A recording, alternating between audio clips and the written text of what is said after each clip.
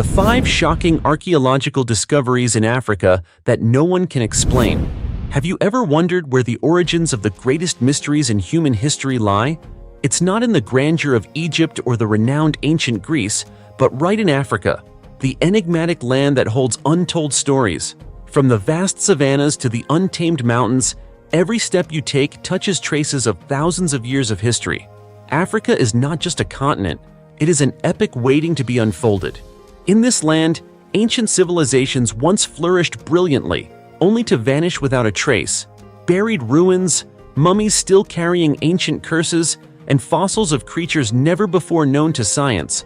All of these are mysterious puzzle pieces daring us to uncover and decode them. Are you curious about what lies beneath the scorching sands of the Sahara Desert?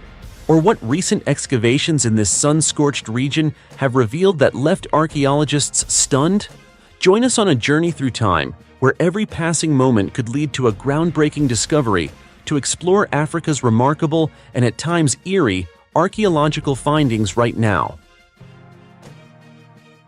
An ancient child mummy, older than Egypt, a mystery from the heart of the Sahara Desert. When we think of ancient mummies, most of us immediately picture the mysterious pyramids of Egypt, where pharaohs rest in massive tombs, guarded by curses and strict religious rites. But you might be surprised to learn that the oldest mummy ever discovered wasn't found in Egypt. Instead, it appeared in a place few would expect, deep within the Sahara Desert, in an isolated cave in southwestern Libya, Africa. This wasn't the mummy of royalty or a great warrior. It was a small child, just 3 years old. And the remarkable part? The mummy dates back over 5,600 years, making it at least 1,000 years older than Egypt's earliest known mummies. The story began in the winter of 1958, when Italian archaeologist Fabrizio Mori led an expedition to the dry, rocky mountains of Libya. Inside a natural cave called Uan Muhugiag, he discovered strange remnants from a nearly forgotten ancient culture. Rock paintings on the cave walls depicted the life of a community that once thrived there, herding animals, hunting, and living in harmony with nature in what was then a vibrant green Sahara. It was a landscape completely different from the arid desert we see today. As Mori began excavating the sand inside the cave, he came across a strange bundle wrapped in goatskin or antelope hide. Inside was the dried body of a small child, carefully covered in layers of plant leaves. This was no ordinary burial. The child had been deliberately mummified, clearly through an intentional, knowledgeable ritual. Initial analyses showed that the child's internal organs had been removed through incisions in the abdomen and chest, a technique known as evisceration, similar to the mummification process the Egyptians would adopt centuries later. The body was then filled with anti-decay herbs and placed in a fetal position, possibly holding spiritual meaning and symbolizing the cycle of life. Around the child's neck was a necklace made of ostrich eggshell beads, possibly an ancient ornament or protective charm. Dated between 5,400 and 5,600 years old, the mummy was later named the Tashwinot mummy, after the group of ancient people believed to have lived in the region. What's even more astonishing is that during that era, the Sahara was not dry. It was lush and green, home to forests, lakes, and a variety of wildlife. This time is known as the African Humid Period, a unique climatic phase in Earth's history. The cave paintings provide further proof of this, depicting elephants, giraffes, even crocodiles and freshwater fish, suggesting the region once supported a rich ecosystem. In nearby areas, tools for fishing and fish bones have also been uncovered, revealing a water-based way of life. What is undeniable, however, is that the Tashwinot mummy has dramatically reshaped the archaeological understanding of mummification in Africa. Rather than originating solely in the Nile Valley, the process may have first begun among small scattered communities in the ancient Sahara, later evolving and becoming more complex in Egypt. Without a doubt, the Tashwinot child mummy is far more than a simple archaeological discovery. It serves as a bridge between past and present, a powerful reminder that Africa is not only the cradle of humanity, but also a vast historical treasure still waiting to be uncovered. 200 strange skeletons found deep in the African jungle. Have you ever imagined stumbling upon a burial site that doesn't belong to any known civilization on Earth? A graveyard with no origin, no identity, and most shockingly, not meant for humans? It may sound like science fiction, but this exact scenario unfolded deep within the Central African jungle, where an archaeological discovery has ignited fierce debate within the scientific community. The story begins in a dense forest near Kigali, the capital of Rwanda in Central Africa. During what seemed like a routine excavation, archaeologists accidentally uncovered a gateway to something never before recorded in human history. Beneath the soil, they found over 200 bodies buried in 40 mass graves.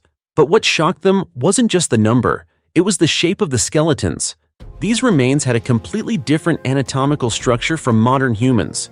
Unusually enlarged skulls, elongated limbs, asymmetrically curved spines, and irregular sizes.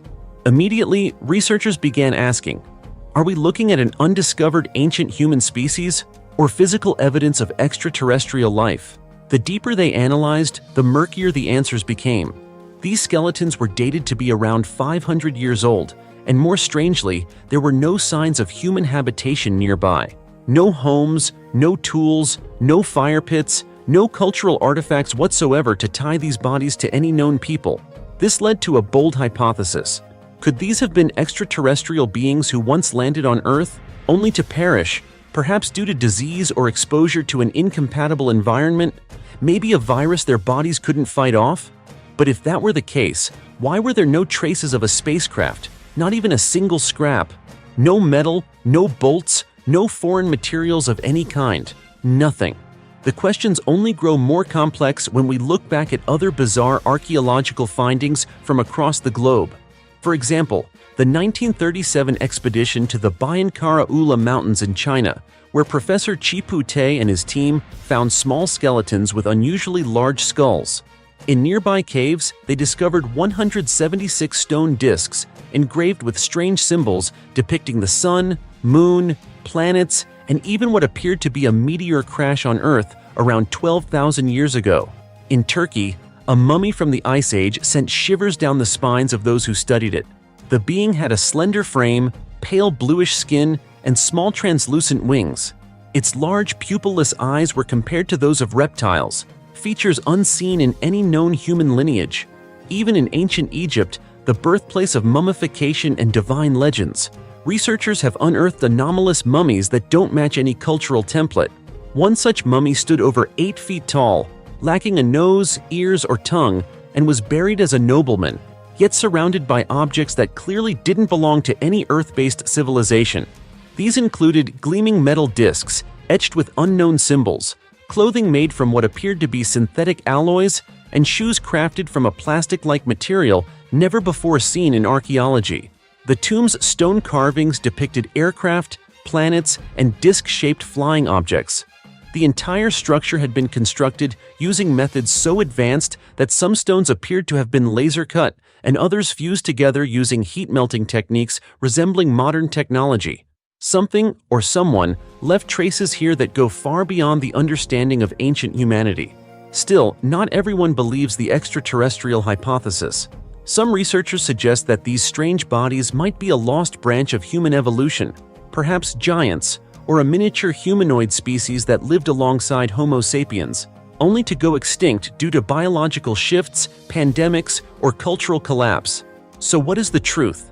The bodies found in Rwanda's forest, the bizarre mummies in Egypt, the mysterious stone discs in China, could they all be fragments of a larger historical puzzle we were never taught?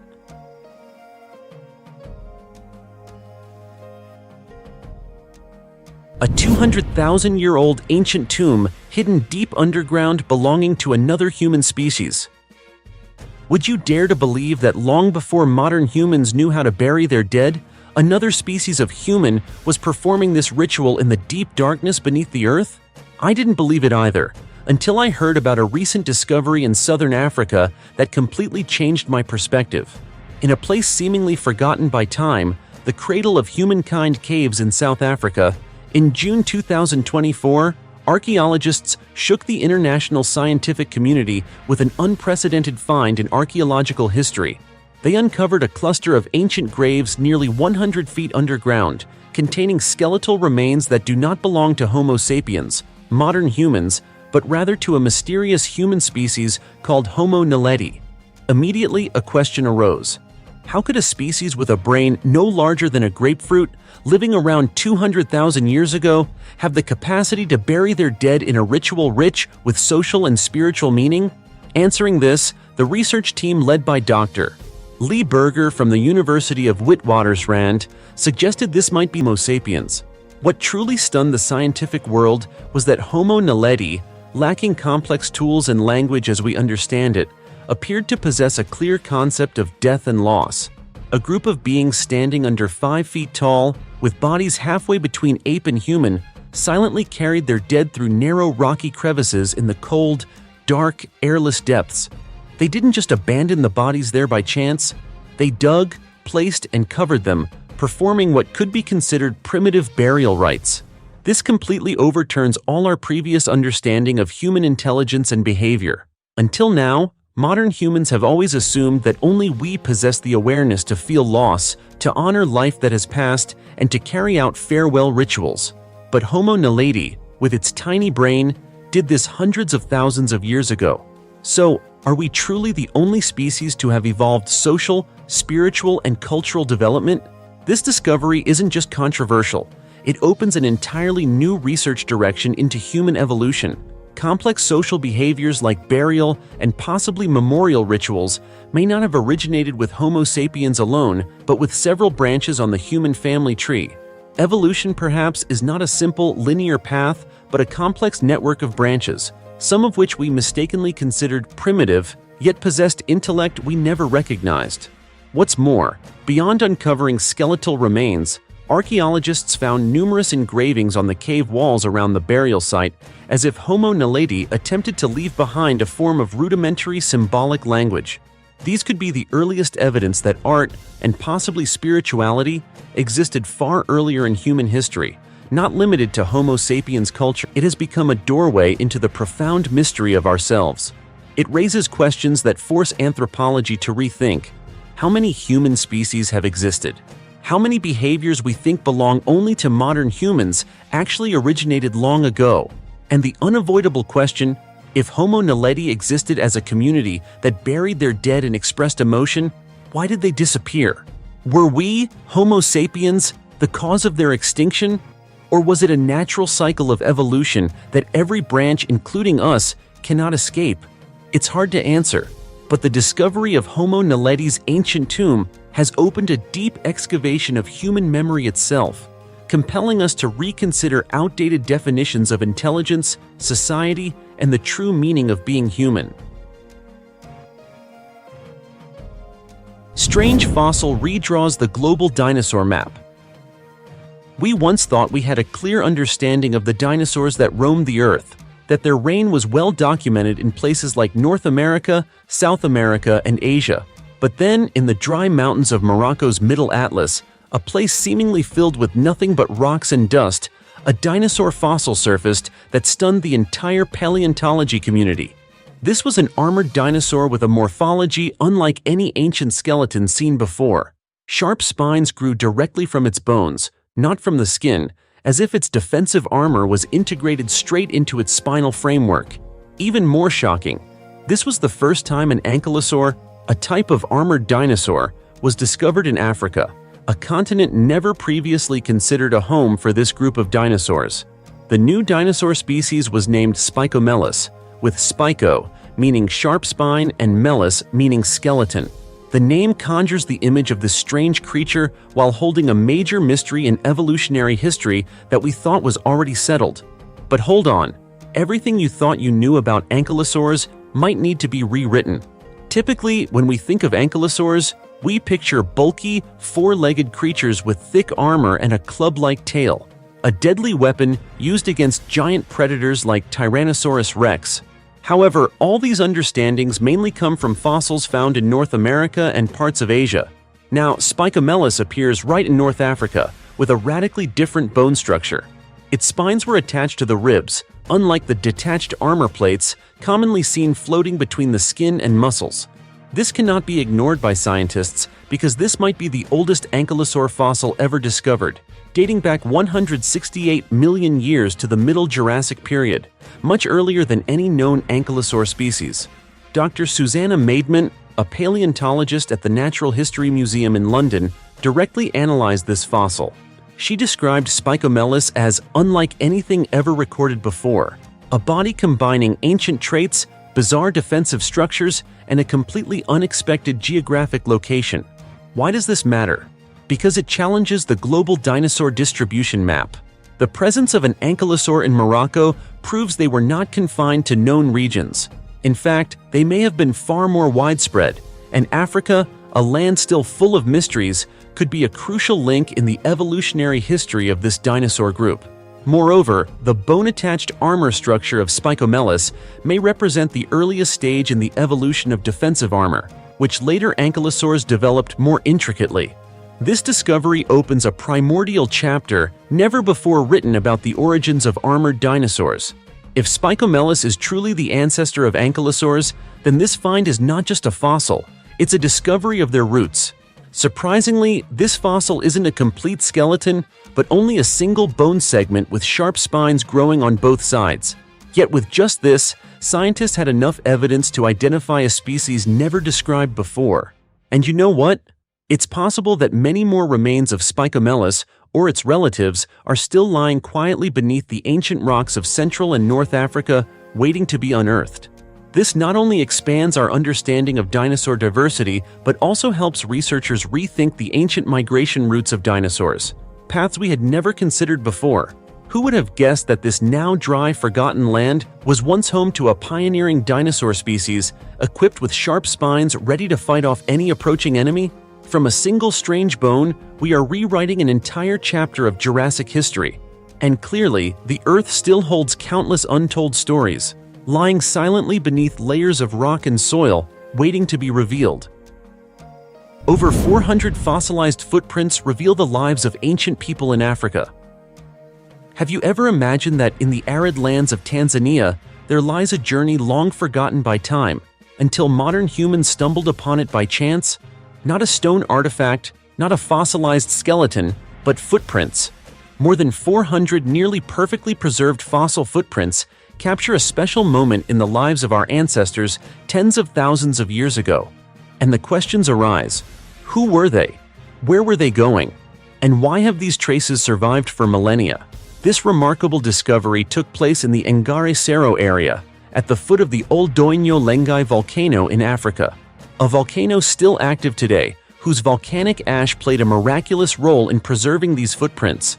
What's astonishing is that, although buried under a thick layer of black volcanic ash, the footprints still reveal intricate details, from heel shapes to the depth of each step, as if they were made just hours ago. But these aren't scattered single prints. They form a group of over 400 traces, believed to have been left by 17 individuals.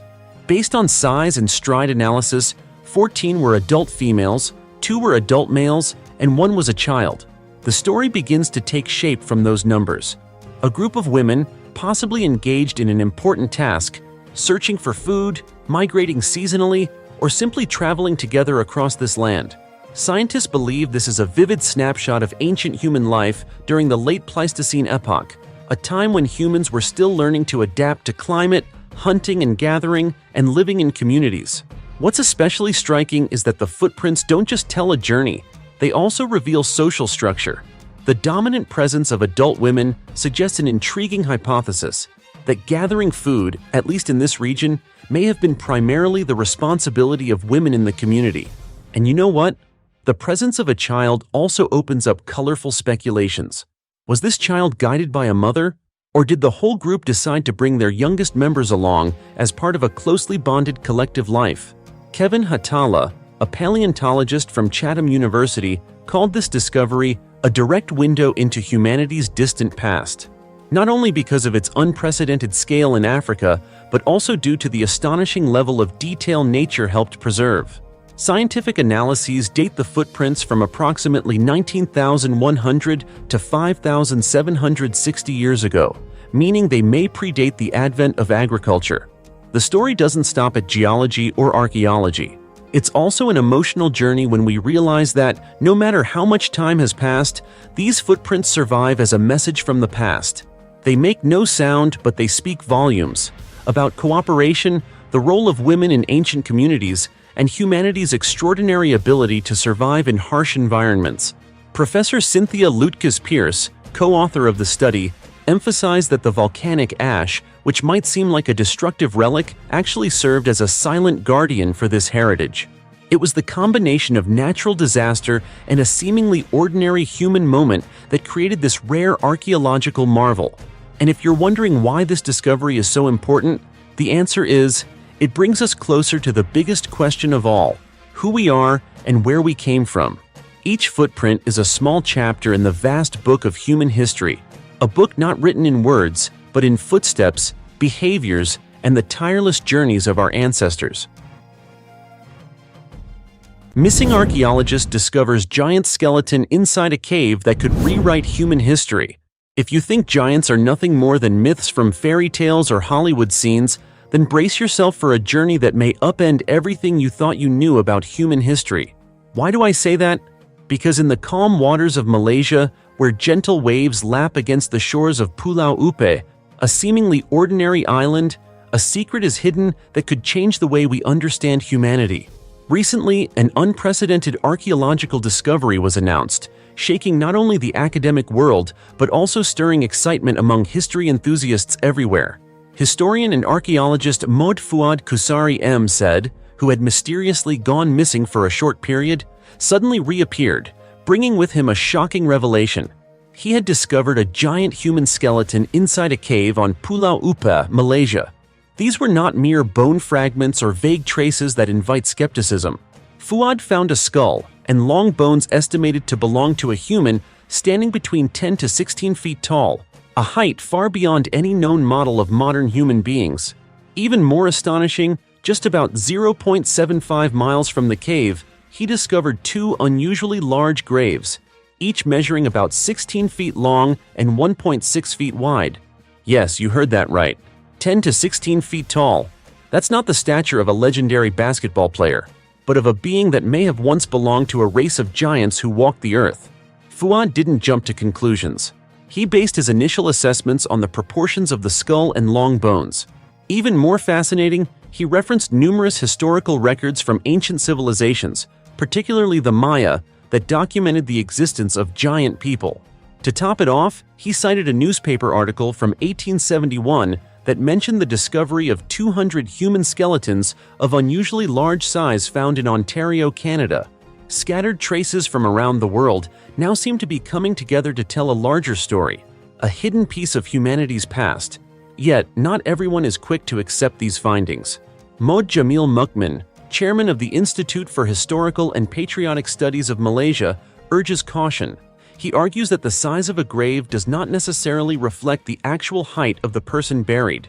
In many cultures, oversized graves are often built as a sign of respect for the deceased. Yes, that makes sense. But can we really reduce the entire discovery to just a cultural tradition? That's a tough question, because the two graves have yet to be excavated. This means the truth is still lying dormant beneath the surface, waiting to be unearthed, waiting for a curious hand and an open mind to embrace it. And you know, in the world of archaeology, every bone, every stone, every trace could be the key to unlocking a new chapter of history. So, is this truly evidence that giants once existed? Or is it merely an illusion, born of nature and imagination? To find the answer, we must look beyond the boundaries of conventional knowledge. This isn't the first time humanity has faced discoveries that challenge everything we thought we knew. From the massive statues on Easter Island, the giant fossilized footprints in South Africa, to the ancient scriptures of the Bible, Indian epics, and Norse mythology, the image of giants has always loomed large, like a collective memory buried beneath the sands of time. So what is it that caused every ancient civilization to record them? Could there be an ancient truth we have yet to comprehend? Now, as Pulau Upe begins to reveal its earth-shaking secrets, we may be closer than ever to uncovering the truth about a race of giants that once walked alongside our ancestors. This story of the giant skeleton is only the beginning. Behind it lies a chain of discoveries, forgotten or perhaps deliberately hidden, from massive remains in Peru to mysterious ruins in Egypt still unexplained, and even fossilized skeletons over 13 feet tall in the United States, mentioned in old scientific reports but later mysteriously disappeared from public records. Join me as we open the door to these clues, the missing pieces that could prove giants were not just legend, but a part of our human history. The giant human skeletons of the Nevada desert. Every land humanity has ever set foot on carries with it a strange kind of memory, sometimes in the form of archaeological remains, other times in legends, and occasionally in things that defy imagination. But few places are as steeped in mystery as the Nevada desert, where the earth has quietly guarded a secret that remains largely unsolved for over a century. Amidst the scorching sun and howling winds sweeping across the barren valley lies a solitary cave known as Lovelock Cave, nestled deep within an isolated mountain. But don't let its unassuming appearance fool you. According to the oral traditions of the native Paiute tribe, this cave was once the final refuge of a race of red-haired giants, brutal and mysterious, known by the strange name Sita Ka, which roughly translates to tool eaters. If you think that's just a myth, then let the archaeological findings tell you the rest of the story. In the early 1900s, while miners were digging guano to use as fertilizer, a task seemingly unrelated to archaeology, workers accidentally uncovered strange bones buried deep within Lovelock Cave. Soon after, small-scale excavations began, and what they uncovered began to crack the foundations of conventional human history in the region. Skeletons over 8 feet tall, red hair, and countless unexplainable artifacts. Over the years, more than 10,000 artifacts were recovered, from stone tools and woven grass baskets to giant sandals seemingly made for feet of enormous size. Sadly, many of these items were lost, sold off, or even destroyed due to ignorance and neglect during the early 20th century. But what remains is still enough to baffle modern archaeology. Pause for a moment and ask yourself, red-haired people, over 8 feet tall, living in the Nevada desert? Where did they come from? And why were they so drastically different from the Paiute or any other known people of the region? You might struggle to answer those questions, but for the native people, the answer has existed in their oral traditions for generations. According to the Paiute legend, the Siteka were not only gigantic, but also cruel. They didn't live in harmony with other tribes. Instead, they were said to kidnap, hunt, and even eat humans, spreading fear throughout the area near Lake Humboldt. The story goes that after years of terror, the tribes united and drove the Siteka into Lovelock Cave. They then set a fire at the entrance, filling the cave with smoke and flames, burning the giants alive once and for all. To this day, black soot stains and charred remains on the cave ceiling seem to whisper the bloody ending of that tale. Today, Lovelock Cave has become a must-visit site for anyone fascinated by archaeology, mysterious history, or unanswered questions. Just about a 40-minute drive from the heart of Nevada, this place awaits, where the desert may be silent, but the ground still quietly calls out with secrets.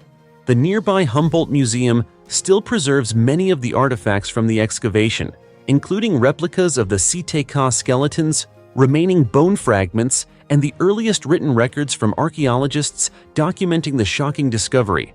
While most of the original artifacts have since been returned to the native tribes, the story has lost none of its power. What about you? Do you think Lovelock Cave is merely a myth wrapped in legend, or the surviving evidence of a chapter in human history that was deliberately buried? Let us know your thoughts in the comments below. The giant footprint on stone in South Africa, a scientific mystery for over 100 years. Do you believe that millions of years ago, there existed gigantic beings, taller than any human you've ever seen? If you think that's just mythology, then a shocking discovery in a remote part of South Africa might make you reconsider. The story begins in 1912, when a hunter named Stoffel Coetzee was trekking across the rugged stone hills of eastern Transvaal, now known as Mpumalanga, a region the Swazi people call the land where the sun rises. While tracking prey, he stumbled upon something no one could have expected: a giant footprint, nearly 4 feet long, embedded deeply into solid granite rock. Sounds like an ancient legend, but this is a physical, real object, still visible today. From the moment it was discovered, the footprint sparked controversy. Some believed it was a clever hoax. Perhaps someone had carved it into the rock to fool the gullible. Others thought it might be a natural formation, created by erosion over millions of years that just happened to resemble a footprint. But the story doesn't end there. What truly stunned researchers wasn't just the enormous size of the footprint, it was the type of rock it's imprinted on. Granite, one of the hardest materials on Earth. We're talking about a rock formation called the Mpuluzi batholith, which geologists estimate to be about 3.1 billion years old. Yes, not 300 million, 3.1 billion years, dating back to a time long before any human life as we know it existed on Earth.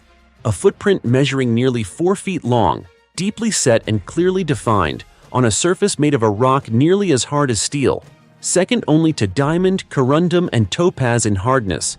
If someone tried to create such a mark by hand or with any human-made tool, it would be virtually impossible. This leads to the mind-bending question that has left scientists scratching their heads.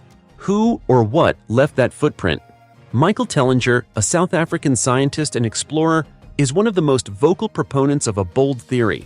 He believes this footprint is evidence that giants truly once walked the Earth, perhaps even billions of years ago, during a time when, according to modern science, complex life hadn't yet evolved. If that's true, then everything we thought we knew about evolution and the timeline of life on Earth could be drastically flawed. Tellinger doesn't rely solely on speculation. He cites 3 critical factors that make it nearly impossible for this footprint to be a man-made hoax. Location. The footprint lies in an extremely remote area, rarely visited. Even today, it's not easy to access. Age of the granite, estimated at over 3 billion years old, far older than any known human civilization. The idea that someone could have carved into such ancient, tough rock, let alone create something so massive, is nearly unthinkable. Physical properties of granite, creating a footprint of that depth and precision would require an immense force or a creature of extraordinary weight, far beyond the capacity of any modern human. So what is this? A true footprint of a giant? Or are we being deceived by a trick of nature? The answer remains hidden in the shadows. Geologists continue to debate, and archaeologists remain hesitant. But one thing is undeniable. The footprint is still there, silently defying everything we think we know about human history and Earth's past. To this day, no one has provided a definitive, scientifically agreed-upon explanation, and that makes this giant footprint one of the most controversial archaeological enigmas of the century. The 200,000-year-old giant's axe in the Arabian desert. As the sun began to set over the barren sands of Kur, a desolate stretch in southern Alula, Saudi Arabia, an archaeology team was preparing to wrap up another grueling day under the scorching desert heat. Their final steps seemed routine, packing up tools, brushing sand off their boots, jotting down a few notes, until fate, in the last fleeting moments of daylight, called out to them in silence. Emerging from the dune's surface was an unusual object glinting faintly with a cool gray shimmer, a stark contrast against the blistering red sands. It wasn't a mirage, it was real, a massive stone axe, lying on the ground as if it had just been placed there, intact, razor-sharp, and heavy with the weight of time. No one said a word, because this was no ordinary tool. Measuring an astonishing 20.2 inches in length and nearly 4 inches in width, this axe seemed to carry a message from a distant past, a message from a lost civilization or a race that has long since vanished from human memory. Upon analysis, archaeologists confirmed that the axe was made from basalt, a highly durable and dense volcanic rock. Based on its size, craftsmanship, and material, researchers believe this may be the largest stone axe ever discovered anywhere on Earth, making it an unprecedented archaeological enigma. How, during an age when early humans were still learning to coexist with nature, could someone have created such a massive, perfectly shaped tool? Both sides of the axe were expertly sharpened, clearly indicating it was purpose-built, for cutting wood, processing meat, or even for hunting. Despite its enormous size, its balanced design suggests it could have been wielded with 2 hands. By now, you're probably thinking what I'm thinking. This axe looks like it was made for a giant. But the question remains, who made it? Archaeologist Omer Can Aksoy, the lead on the excavation project, explained that while the axe has not yet undergone absolute radiometric dating, surrounding artifacts suggest it could date back as far as 200,000 years. Even more intriguing, this axe wasn't alone. After unearthing this startling treasure, The team continued digging and found 13 more stone axes nearby. Although slightly smaller, they followed the same design, implying this wasn't just a random find, but potentially the site of a tool-making center or an ancient settlement. One compelling theory being seriously considered is the presence of Homo erectus, an extinct human ancestor that emerged around 1.7 million years ago.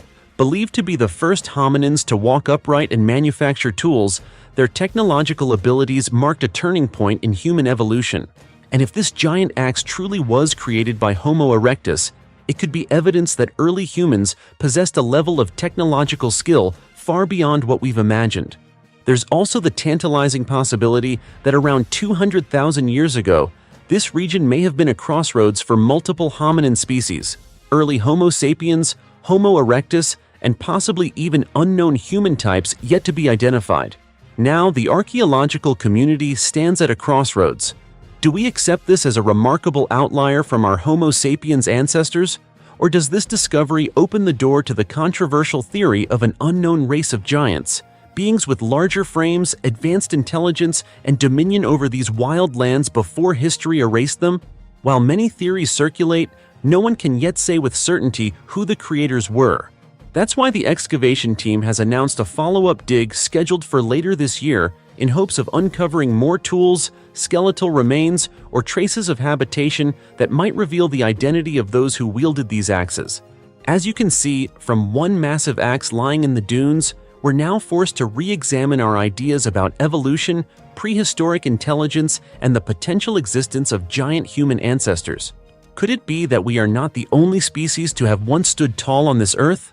And perhaps this axe, buried in the sands of the Arabian desert, is only the first warning whisper from the forgotten past. The Land of Giants, Jotunheim. There is a realm blanketed in eternal ice where towering mountain ranges seem to pierce the sky, dense forests stand enshrouded in darkness, and the wind howls like ancient spirits lingering within a cold mist. This is Jotunheim, the mysterious land of giants in Norse mythology. But does this land truly exist? And why did even the gods tremble when they dared to tread upon it? Jotunheim, also known as the Land of the Giants, lies between two worlds: Asgard, home of the mighty gods, and Midgard, the world of humans. Yet unlike the peace and order of other realms, Jotunheim appears savage and fraught with peril. In this frozen frontier dwell the Jotnar, giants who have roamed since ancient times. They are more than mere beings of colossal size. In Norse lore, Jotnar represent raw elemental power, unstoppable forces of nature, and, sometimes, surpassing intelligence.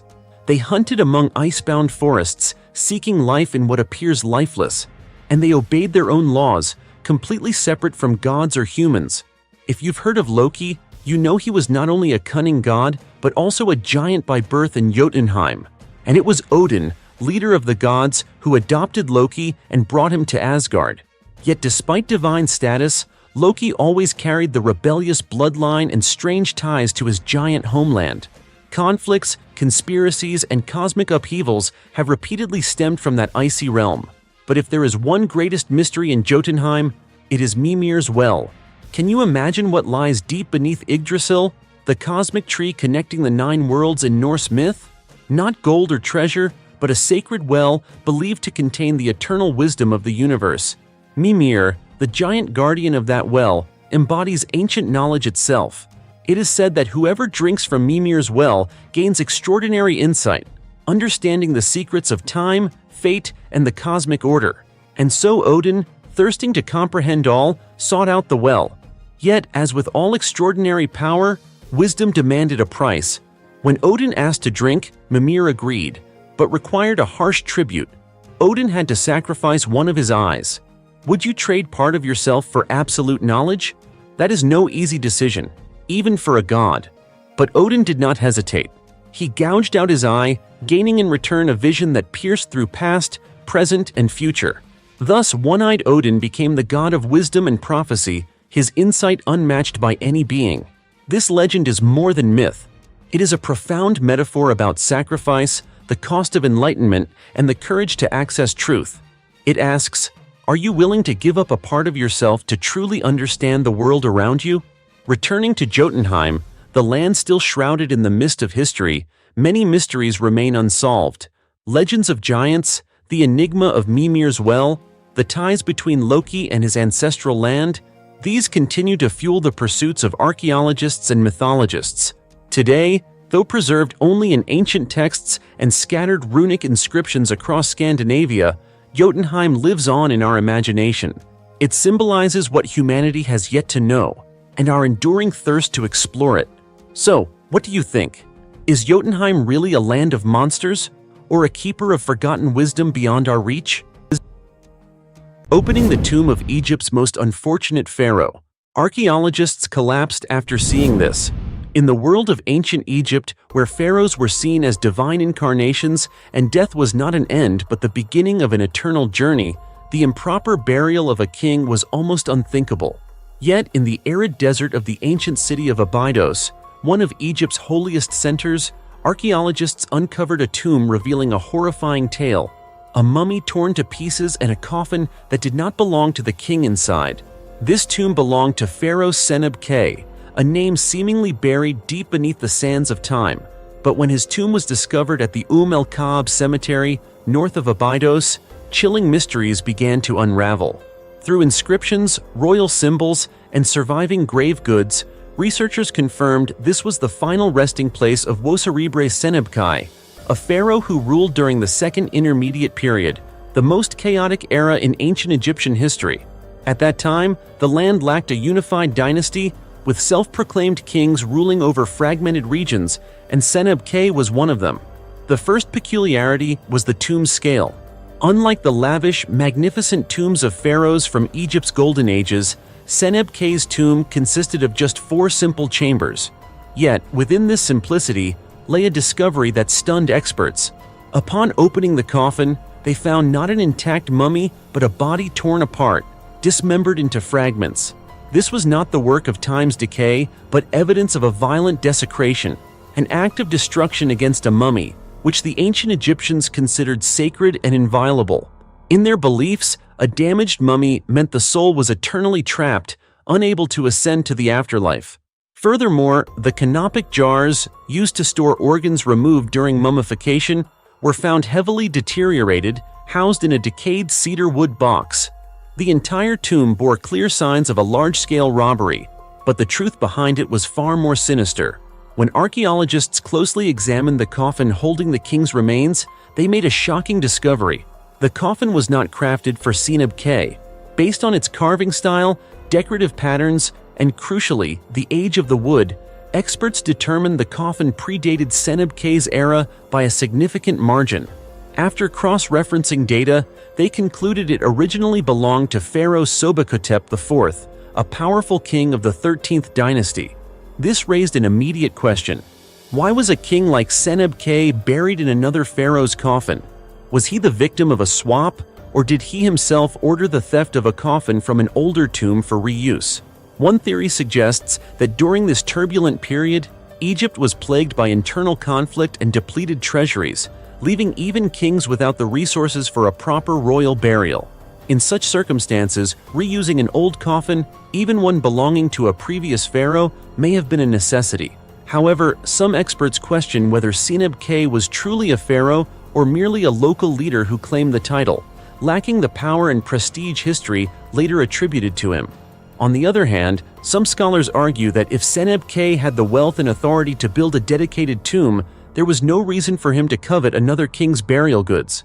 Could the swapped coffin be part of a larger cover-up, perhaps orchestrated by the court of his time or by forces seeking to conceal something? We may not yet have enough evidence for a definitive answer, but one thing is certain. Seneb-K's story is not just about a forgotten king, but a vivid reflection of the decline, chaos, and collapse of an entire era. As the desert sands are peeled back and mysteries unveiled, we draw closer not only to the life of one king, but to a dark chapter in ancient Egyptian history. This leaves us wondering, how many more tombs lie buried beneath the earth, holding untold secrets? How many more pharaohs await their final call? In the next part, we'll explore ancient tombs, mummies bearing chilling mysteries, and nameless artifacts that baffle even the most brilliant experts. What exactly are these archaeological discoveries? Without keeping you waiting any longer, let's dive in. an intact 1,800-year-old tomb, untouched by time, unveiling the mystery of a noble Roman woman. During an excavation at the ancient Rams necropolis, the archaeological team discovered a sealed limestone sarcophagus firmly secured with 8 iron clasps. Such a find is exceedingly rare. Over the centuries, most Roman-era tombs have been looted, damaged, or have disappeared altogether.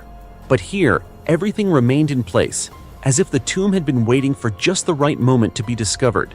The lid of the sarcophagus weighed nearly 1,700 pounds, a figure that highlights how opening it required not only modern technology but also immense patience and precision. Rather than force it open and risk damaging its contents, the experts used endoscopic cameras and X-ray imaging to investigate the interior.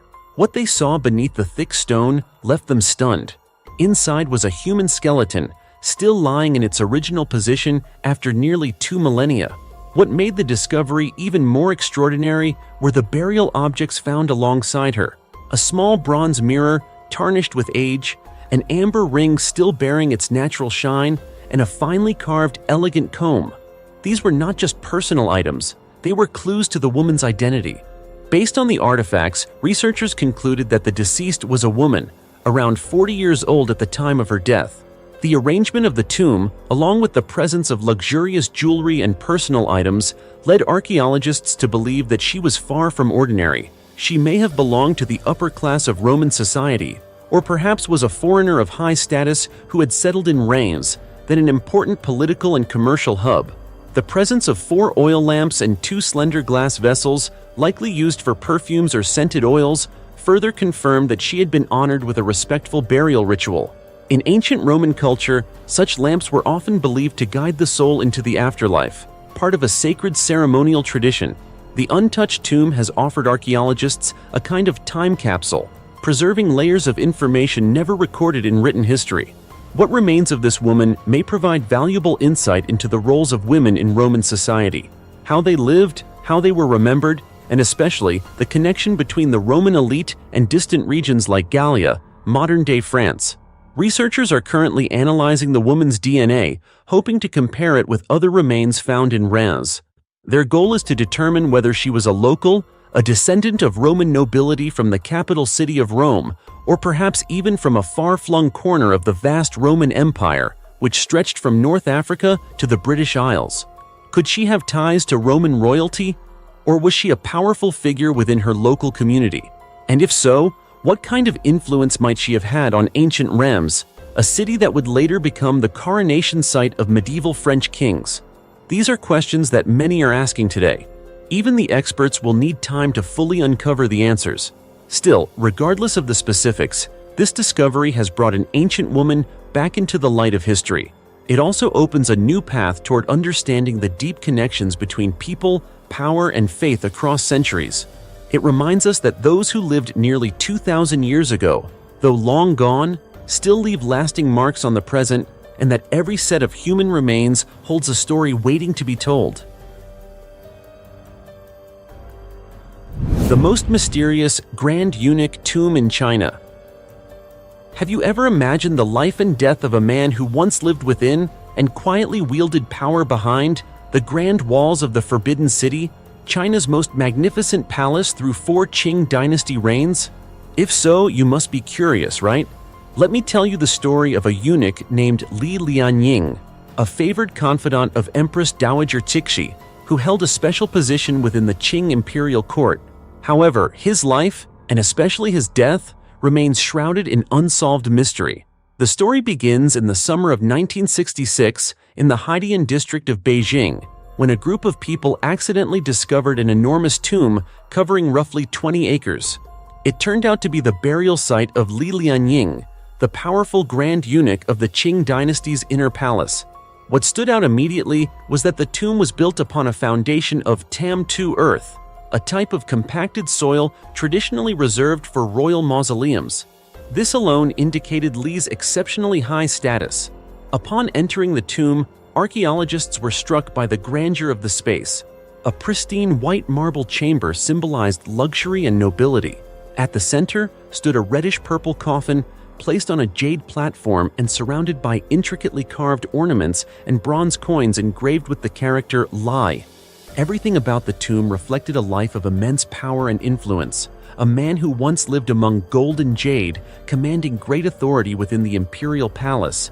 And yet, what shocked everyone the most was this. When the archaeologists opened the coffin, they found nothing but a pile of muddy sludge. Li Lianying's body was missing. This baffling discovery raised a major question. How could such a powerful and highly favored figure leave behind an empty coffin? The mystery sparked intense debates among historians and archaeologists, leading to a flurry of theories attempting to explain his strange disappearance. Li Lianying had sided with Empress Dowager Sixie during her political power struggle against Emperor Guangxu, but he was not directly involved in conspiracies or court intrigues. His neutral stance meant that eliminating him would not have particularly benefited either side. In fact, no clear justification could be found for any act of revenge or political retribution. One of the most controversial theories came from Yan Yimin, a renowned researcher who suggested that Zhang Zhaozong, a rival court figure, had once invited Li for a meal, only to secretly arrange his murder near the Huhai area in Beijing. However, this hypothesis was quickly dismissed due to a lack of motive and geographical inconsistency, as Zhang Zhaozong lived far from where the incident supposedly occurred. No records indicated any serious conflict between the two. Other experts propose that Li Lianying may have been killed during a debt collection trip to Shandong province. But this theory seems questionable, given Li's immense wealth and social status. Why would a man of his position need to personally chase debts? Supporters of this theory, however, believe he might have died during or shortly after visiting his niece, who lived in Shandong. So what exactly happened to him? To this day, the death of Li Lianying remains an unresolved mystery. None of the theories hold enough evidence to confirm what truly occurred. The secrets buried within the vast tomb of this once all-powerful eunuch remain hidden beneath layers of hardened royal soil, waiting for future explorers to uncover them. Have you ever wondered what kinds of power plays and conspiracies were woven behind the cold, towering walls of the Forbidden City, shaping the complex life of someone like Li Lianying? And will the secrets surrounding his death ever come to light? What do you think about this story? Which theory do you find most convincing? Feel free to share your thoughts in the comments below, especially if you know anything about the mystery of this remarkable tomb.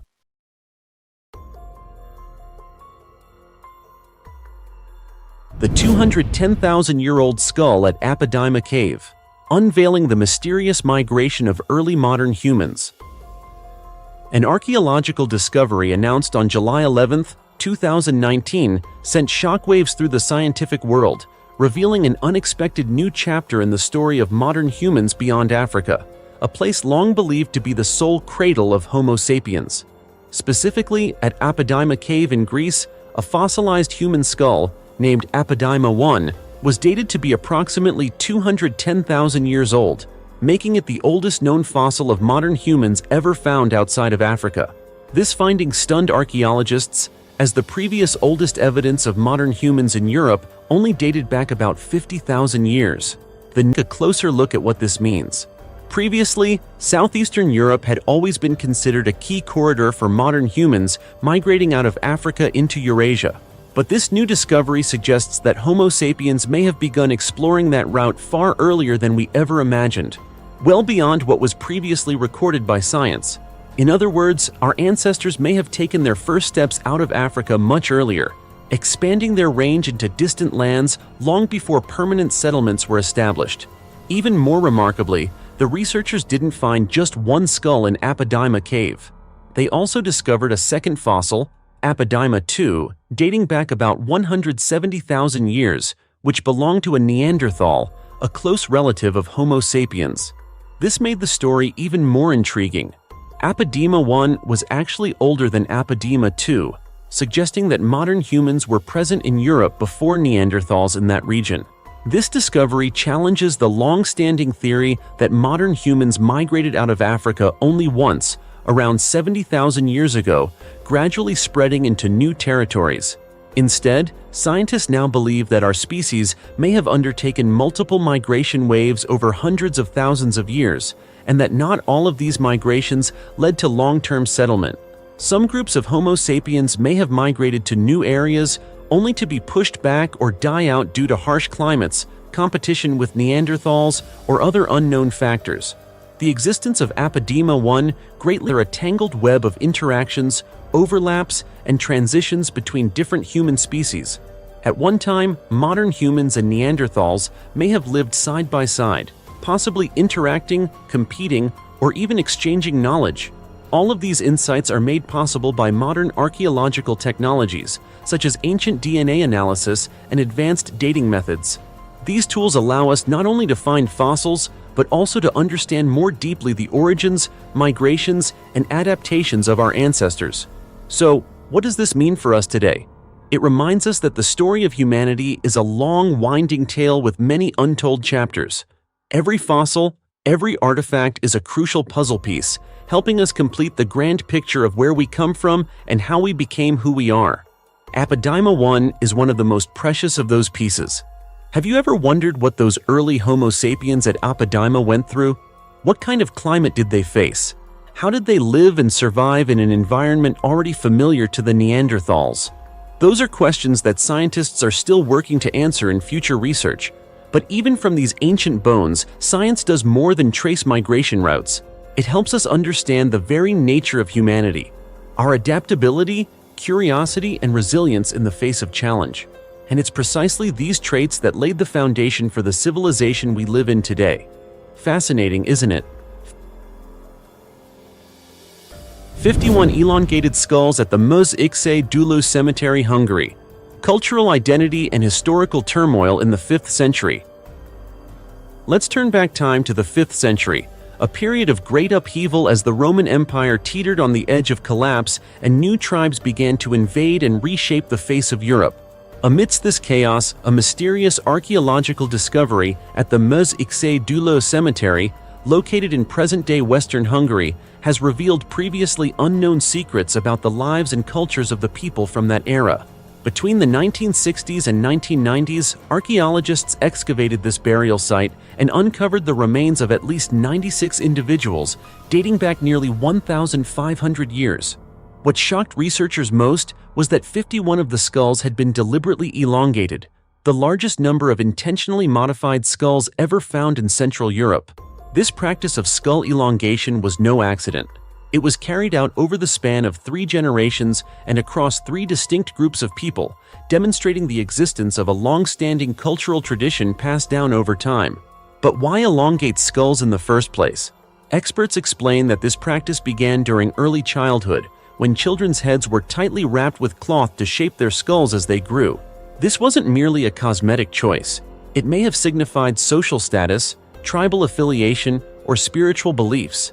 The act reflected a deep-rooted tradition, serving as a cultural marker that distinguished these communities in a period of extreme social transformation. However, the significance of this discovery goes beyond cultural practices alone. The Muz-Ikse Dulu Cemetery also offers a vivid glimpse into the turmoil and shifting social order that followed the Roman Empire's withdrawal from the province of Pannonia, leaving a power vacuum for the Huns and other migrating peoples to fill. This was a time marked by wars, rebellions, and even plagues, creating a complex and often chaotic social landscape. These skeletal remains are living proof of that transitional period. They reflect a diverse community, one that strived to maintain its traditions while adapting to profound changes in cultural and political structures. Through them, we gain deeper insight into how different ethnic groups interacted, clashed, and merged during one of the most transformative chapters in European history. The presence of 3 different population groups, all practicing skull elongation at this site, indicates that this cemetery was far more than a burial ground. It was a testament to a multicultural society shaped by a range of origins and customs. It also serves as a crucial piece in reconstructing the migration period, a time when numerous tribes from the east and north flooded into Central Europe, forming a rich and complex mosaic of peoples and traditions. So what did cranial elongation really mean to these people? Was it purely aesthetic? Or was it a symbol of power, class, or religious belief? The answers remain hidden in ongoing research by archaeologists and anthropologists. But one thing is certain: this practice left a profound mark on human cultural history. especially within the turbulent and transformative context of the 5th century. From the graves at Mos Ixai Dulo, we see more than just unusually shaped bones. We witness the resilience of human identity, passed down through generations that endured harsh and uncertain times. This discovery not only sheds light on a forgotten piece of history, but also raises new questions, inviting us to continue exploring the mysterious past of our ancestors. Do you think customs like skull elongation were a way for people to express identity and difference during times of chaos? Or could they hold deeper, undiscovered meanings? A white mummy, unexpectedly discovered in a Chinese desert, forces history to be rewritten. Dear friends, on the journey of exploring human history, there are moments that leave the whole world speechless. There are discoveries that shake the foundations of theories once considered truth. Today, I will take you to one of the most controversial and shocking archaeological mysteries ever found in Asia, the Tarim mummies, also known as the white-skinned mummies in the heart of China. Yes, you heard that right.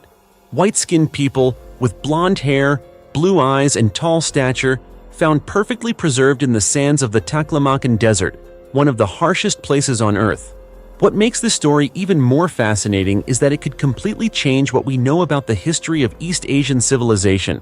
These mummies not only amazed archaeologists, but also forced historians to face the question, did ancient Eastern civilizations really develop in isolation as we once thought? Let's go back to the early 20th century. At that time, a Swedish explorer named Sven Hedin, nicknamed the Desert Wanderer, ventured into the desolate Taklamakan Desert, a place of nothing but sandstorms, dry bones, and vague legends. During an excavation near the ancient Silk Road, he discovered some old sand tombs.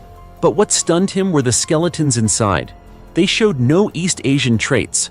Instead, these were tall skeletons with long skulls and light-colored hair, clear anthropological features indicating they could not have been native to the region according to racial classifications of that era. So why, after thousands of years, are white-skinned people buried deep beneath the soil of China? Who were they? Where did they come from? And what is their connection to ancient Chinese history?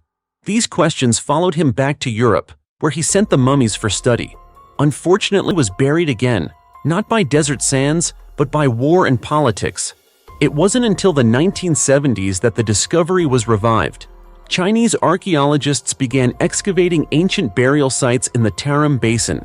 There, they found not just a few, but over 300 mummies, most astonishingly well preserved. Even more amazing, all the mummies shared a strange commonality: European or Caucasian anthropological features. They had blonde or chestnut hair, fair skin, high noses, and some even reached heights of nearly 6.5 feet. If you're thinking of ancient Western explorers lost in the area, that's not the case. This happened almost 4,000 years ago, long before the ancient Chinese civilization had fully developed its imperial system. Among the most famous mummies is the Beauty of Lulan, a woman discovered in 1980 in the southern part of the Lop Nor Desert. Can you imagine? A body over 3,800 years old, yet her chestnut hair is still intact, her skin fair, her figure tall and slender, her nose straight, as if she had just closed her eyes recently. But what's touching and remarkable is that her body was not placed in a coffin, but wrapped in a straw mat. Beside her lay a comb, a basket, and a hand-woven carpet, simple everyday items as if they had accompanied her throughout her life. Today, she rests in the Urumqi Museum, becoming a vivid witness to an unwritten chapter of history. Not far from where the Beauty of Lulan was found, another discovery shook the scientific community: the mummy of a man nearly 6.5 feet tall, with gray hair, fair skin, and a face covered in mysterious tattoos. He was named the Churchin Man, after the town near his burial site. During the excavation of this tomb, archaeologists found not only his body, but also 10 headgear pieces, a saddle, horse skulls, and even horseshoes arranged around the grave, suggesting he might have been a powerful nomadic tribal leader.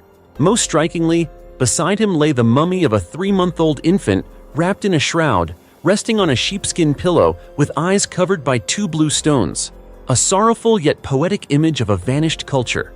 Could they have been founders of ancient Chinese states, as some local legends suggest? One hypothesis proposes that they were the Tocharians, also called Tocharians, an ancient Indo-European people who lived across Central Asia. The Tocharian language has been found in ancient texts from Xinjiang, related to Sanskrit, ancient Greek, and even Latin. However, not everyone agrees. Some Chinese scholars remain skeptical, fearing that this might challenge the theory of the continuous development of Chinese civilization, one that claims China as an independent cradle, uninfluenced by outside migrations. Interestingly, a record from Roman historian Pliny the Elder reveals that in the 1st century AD, an envoy from Ceylon, modern-day Sri Lanka, described the people in western China as taller than average, with blonde hair and blue eyes. This detail strangely matches the appearance of the Tarim mummies. But ultimately, did the Tocharians influence Chinese civilization? Or were they simply nomadic groups who wandered into the area and were buried by time and sand? We still do not have a definitive answer. What is clear is that the white-skinned mummies of the Taklamakan Desert are the most important clue to rewriting the history of this region. So now I want to ask you, is human history really as simple as textbooks teach? How many mysteries are buried beneath the dry sands? And are we ready to accept truths that could overturn the foundations of history? Do you think the Tarim mummies are remnants of a lost civilization that once connected ancient migrations? Please leave your comments below. I would love to hear your thoughts.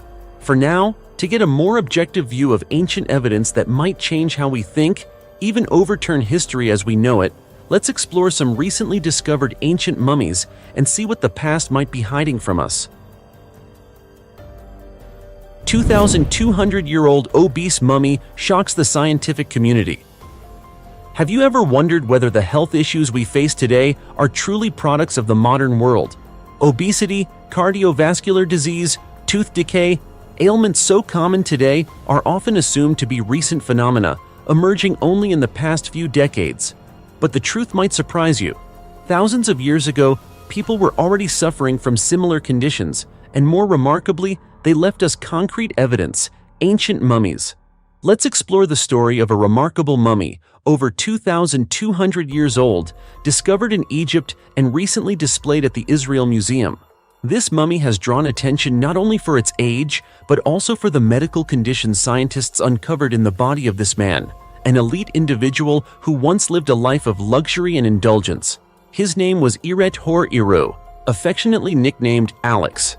Thanks to modern technology, archaeologists and medical experts performed a CT scan on Alex's body, revealing a treasure trove of data.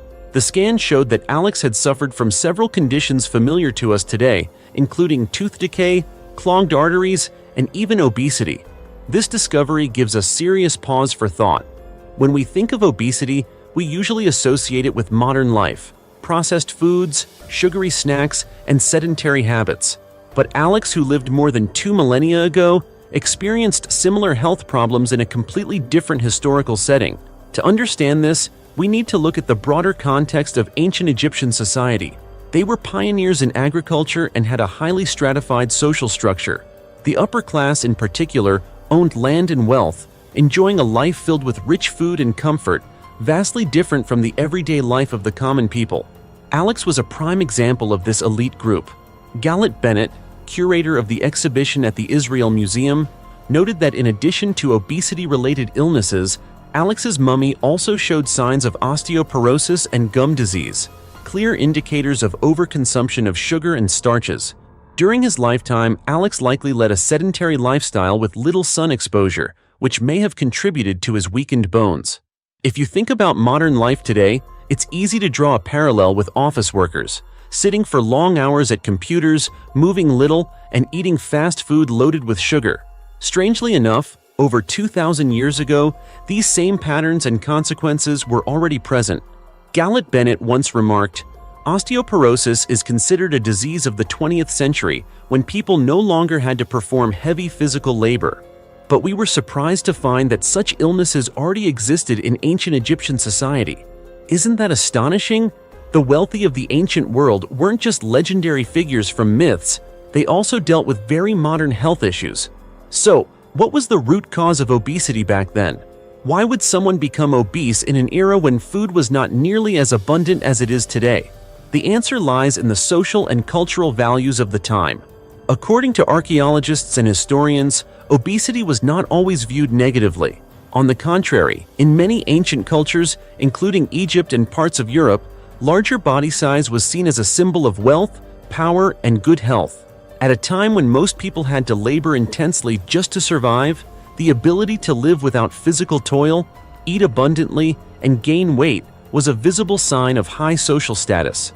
In this context, obesity was pursued as a mark of prosperity and success. So, Alex and many other mummies discovered with signs of obesity were not isolated cases. A major 2013 study analyzed 137 mummies from various cultures around the world and found that approximately 34% of them had evidence of cardiovascular disease. This strongly suggests that the ailments we often associate with modern living have in fact existed throughout human history. Additional studies on mummified remains from Kagamil Island near Alaska revealed similar findings. Even among physically active people, signs of heart disease were present. This led scientists to propose that cardiovascular conditions may not be caused solely by sedentary lifestyles or poor diets, but could also be influenced by other, yet-to-be-discovered factors. From the story of Alex and other archaeological discoveries, we can see that human health is a complex issue, transcending time and geography. Regardless of the era, the basic principles of diet and movement remain crucial. Overconsumption of sugar and starch, combined with lack of physical activity, has always led to serious health consequences. That's why Alex's story is not just a journey into the past, it's also a wake-up call for us today. An 800-year-old mummy with bound hands and covered face discovered in an ancient Peruvian plaza. In 2021, at the Cajamarquilla Archaeological Site, just about 15.5 miles from Lima, a research team from the National University of San Marcos made a startling discovery that stunned the archaeological world.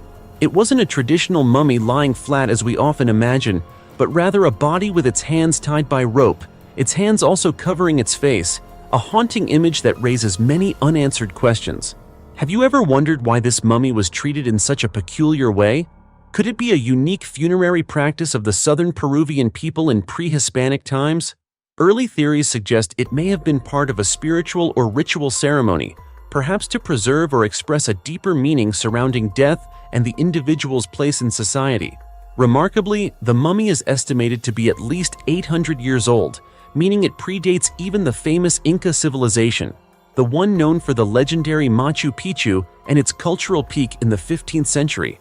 This is truly a rare find, opening a time portal back to an era that history has yet to fully reveal. This wasn't just a preserved body. It was discovered inside an underground structure, where archaeologists also unearthed a variety of ancient offerings, finely crafted ceramics, plant remains, and stone tools. All these artifacts point to a rich and complex cultural life of the people who once lived there. You can imagine this site not only as a burial place, but also a center for important rituals that reflected the community's social relationships and belief systems. According to archaeologist Peter van Dalen Luna, who participated in the excavation, the mummy most likely belonged to a young man between 25 and 30 years old. He is believed to have come from a remote mountainous area and later migrated to Cajamarquilla, which was a bustling trade center before the Columbian era. This leads to a fascinating question. Was this man a wealthy merchant or someone of high social status? After all, his body was placed at the heart of the most important plaza, an area central to community life. Adding to the mystery, archaeologists found the remains of several marine mollusks right outside the tomb. This is particularly puzzling because Cajamarquilla is located about 15.5 miles from the coast, and clearly, sea creatures cannot travel such distances on their own. So why were these sea offerings found here? Van Dalen Luna explained that this may be evidence that rituals and offerings continued long after the burial, an ongoing act of devotion and spiritual reverence from future generations. These offerings, including marine mollusks and llama meat, a traditional delicacy of the region, strongly suggest that the deceased was no ordinary person. He may have played a key role in trade or social structures of the time. This extraordinary uniqueness has attracted the attention not only of archaeologists, but also of history and archaeology enthusiasts from around the world. Even now, the research team is conducting more in-depth analyses, including radiocarbon dating, to better determine the exact time frame in which this individual lived. Upcoming results will likely provide even more valuable clues, helping to uncover the mysteries surrounding this enigmatic figure and the rich cultural heritage of the pre-Inca people. Isn't it fascinating to realize that through discoveries like this, we gain more than just knowledge of burial practices? We also uncover insights into the social dynamics, belief systems, and economic activities of ancient Peruvian communities. That's the true allure of archaeology. It's not just about digging up old relics. It's a journey of connecting the past to the present, helping us reimagine the lives of people who walked this earth centuries ago. What if you were the one to continue this journey with me, exploring unsolved mysteries of lost civilizations? Strange mummies, ancient rituals, and vibrant fragments of history continue to emerge before us. Let's follow the footsteps of archaeologists, listen to the voices of the past, and reflect on the values they've left behind. Because every discovery not only illuminates history, it also deepens our appreciation for the traditions and people who helped shape the world we live in today. 4,200-year-old Egyptian mummy died from cancer, study reveals. On September 19th, a team of international scientists from Australia and South Korea published a groundbreaking study in the prestigious journal Philosophical Transactions of the Royal Society A. Their research focused on uncovering the causes of death in ancient Egyptians. Remarkably, they used advanced protein analysis technology to examine skin and muscle tissue samples from 3 mummies over 4,200 years old, preserved at the Egyptian Museum in Turin, Italy. These mummies date back to approximately 2181 to 2055 BCE during Egypt's first intermediate period, a turbulent era marked by political instability, prolonged drought, and famine. The remains were excavated from cemeteries in Asyut and Gebelein between 1911 and 1920 under the leadership of archaeologist Ernesto Schiaparelli. Among the 3 mummies analyzed were those of a woman named Khepeshet and a man named Idi. Both were buried in tightly sealed wooden coffins alongside precious objects, symbols of their elite status in ancient Egyptian society. The 3rd mummy, however, was placed in a coffin made from a hollowed-out tree trunk, which led to poorer preservation and made analysis more challenging. Thanks to modern techniques, researchers were able to analyze over 230 types of proteins from the skin and soft tissue samples. These analyses revealed signs of serious medical conditions, including inflammation, infection, and, most notably, indications of cancer. In Khepeshet's skin sample, scientists identified a protein that signals a strong immune response, clearly pointing to a severe lung infection, most likely tuberculosis. Tuberculosis was a leading cause of death in ancient times, and this discovery offers important insight into the health struggles faced by ancient Egyptians. Similarly, Idi's mummy showed elevated levels of proteins associated with inflammation and intense immune reactions.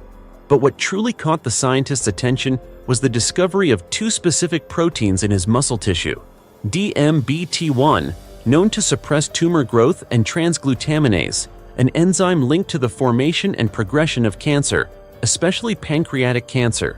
These findings led the research team to theorize that Idi may have suffered from pancreatic cancer or a similar type of cancer, which ultimately caused his death. This conclusion is particularly shocking because it challenges the common belief that cancer is strictly a modern illness. In truth, evidence of cancer has existed for millennia and may have affected ancient civilizations more than we ever imagined. As for the 3rd mummy, though analysis was limited due to protein degradation from less secure burial conditions, scientists still uncovered important clues. The findings suggest that harsh environmental and living conditions at the time had significant impacts on people's health. The first intermediate period was marked by the collapse of central government, long-lasting droughts, and rampant famine. These stresses severely weakened the human immune system, increasing vulnerability to infectious diseases like malaria, tuberculosis, and dangerous parasitic illnesses such as leishmaniasis. Public health conditions during this era were truly alarming. So what can we learn from this study? First, it sheds new light on the history of ancient medicine, showing that serious illnesses like cancer are not unique to the modern world. They've existed for thousands of years. This research also provides a deeper look into how ancient people lived, suffered, and coped with health threats under incredibly challenging social and environmental conditions. Moreover, these findings encourage us to reconsider the nature of cancer and other chronic diseases. While modern factors like pollution and lifestyle certainly play a role, there may also be genetic and biological influences passed down through generations that still affect us today. In many ways, the study of ancient Egyptian mummies isn't just about the past. It helps us understand ourselves better, our health, our diseases, and how humanity has evolved alongside illness over the millennia. Do you think these discoveries might change how we see medicine and human history? That's the true power of archaeology, where every artifact holds mysterious stories and valuable lessons for both today's world and future generations. This 3,000-year-old headless skeleton and smiling mummy left scientists shocked. Throughout the long history of humankind, we have been shocked many times by strange archaeological discoveries. Some artifacts inspire our admiration, some reveal secrets never known before, and some send chills down the spine of the whole world. Ancient skeletons, bound mummies, bodies frozen with a smile in death, all hint at a dark, painful, and mysterious chapter that history has deliberately buried. Now imagine this. You are walking down a deserted street at dawn and suddenly come across an unclaimed box quietly lying on the sidewalk. You might think it's just trash, right? But when you open it and find a lone skull, mouth wide open in a grin, staring back at you from the depths of the past, how would you react? Fear? Screaming? Running away? Sounds like a scene from a horror movie? But this is entirely true, and it's only a small part of a series of terrifying discoveries that have recently shaken the archaeological world. Here's the story. In Henan Province, China, an ancient land linked to glorious civilizations, a team of archaeologists from Henan University announced that they have unearthed a large pit deep underground containing hundreds of ancient skeletons. At first glance, you might think this is an old cemetery, but no. This was a sacrificial site where bloody rituals took place thousands of years ago. One skeleton among them stopped the entire team in their tracks. It's a skeleton dating back over 3,000 years, found in a strange position and without a head. So, what happened to this person? Who were they? And why were they buried like that? Evidence surrounding the site suggests this individual might have been a victim of a sacrificial ritual during the Shang dynasty, a dynasty famous not only for its remarkable cultural and military developments, but also for large-scale human sacrifices, a terrifying form of worship practiced by ancient people. According to inscriptions carefully carved on animal bones and turtle shells, known as oracle bone script, sacrificial rituals under the Shang dynasty were frequent and organized as an essential part of political and spiritual life. Archaeologists discovered up to 339 other skeletons, all found kneeling with hands bound, piled up inside a massive sacrificial pit. In fact, many documents indicate that about 13,000 people were killed as offerings to deities in the ancient capital Yin. The strange position of the headless skeleton, along with the dozens of bound kneeling bodies nearby, serves as a vivid reminder of an era when humans were willing to sacrifice their fellow beings in exchange for blessings from the gods. Did the gods truly accept these offerings? Or was it a crime justified by faith? That question remains unanswered. What's strange is that such chilling discoveries aren't limited to Asia. At the same time, on the other side of the hemisphere, South America, another body was found, and this time it was smiling in death. In the city of Trujillo, Peru, an archaeological center of many ancient South American civilizations, a seemingly simple event shocked experts. A street cleaner, Mr. Otilio Padilla Miramontes, while cleaning up early one morning, found a mysterious box discarded on the ground. Inside was a tightly wrapped body, limbs curled, and notably a skull with its mouth open as if laughing or screaming. That sight sent chills through anyone who saw it. At first, police suspected a modern murder, but when archaeologists examined it, they confirmed it was an ancient mummy dating back to around 1100 AD, belonging to the Chimu civilization, which existed before the Inca domination. What's even more mysterious is that this mummy was not discovered in an official excavation site, but was thrown out on the street. A police spokesperson said it's possible someone secretly stole the mummy from the Chan archaeological site for the purpose of collection or illegal trade. This not only violates archaeological ethics, but raises a big question. How many precious artifacts, mummies and skeletons are being smuggled out like lifeless goods instead of being preserved as part of human history. Headless bodies, bound mummies, deadly smiles, they are not just physical traces of death, but witnesses to a strong belief in gods, the afterlife, and the punishment of invisible forces. Have you noticed? Despite thousands of years and vast cultural distances, from ancient China to distant South America, civilizations performed sacrificial rituals. Could it be that since the dawn of humanity, people shared the same fear? Fear of the unknown, fear of death, and fear of what comes after? Were they simply victims of their times? Or are they keepers of ancient ritual secrets that science has yet to decode? And if someday we find the real reasons behind these strange deaths, will the world still be the same? Don't take your eyes off the screen, because in the next part, I will take you to even scarier places. Mummies still fresh with blood, cursed cemeteries, and bodies that once moved in archaeological labs. Are you ready? If yes, let's uncover the secrets of the past, rising layer by layer from the earth, right now. The mummy of a medieval woman, over 6 feet 6 inches tall in Poland. In the world of archaeology, every skeleton discovered is not just a collection of cold, dry bones. It is a whisper from the past, a story buried through time waiting to be unraveled. One of the most peculiar and haunting stories comes from an ordinary grave in Poland, where archaeologists uncovered a woman who stood taller than 6 feet 6 inches. Sounds unbelievable, right? A medieval woman reaching such height, while the average European height at that time ranged between 4 feet 11 inches and 5 feet 3 inches. She possessed a stature taller even than many modern-day models. Yet behind this extraordinary physique lies the tragedy of a life filled with illness and pain, a struggle against a cruel disease, and the harsh fate of someone from the lower social class in a feudal society.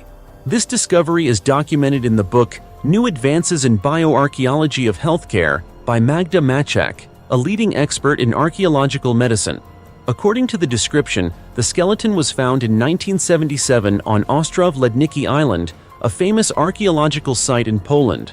However, it took decades and the application of advanced biological analysis for researchers to confirm that this woman suffered from acromegaly, a rare endocrine disorder caused by excessive secretion of growth hormone from the pituitary gland, leading to uncontrolled bone growth, especially in the skull and limbs.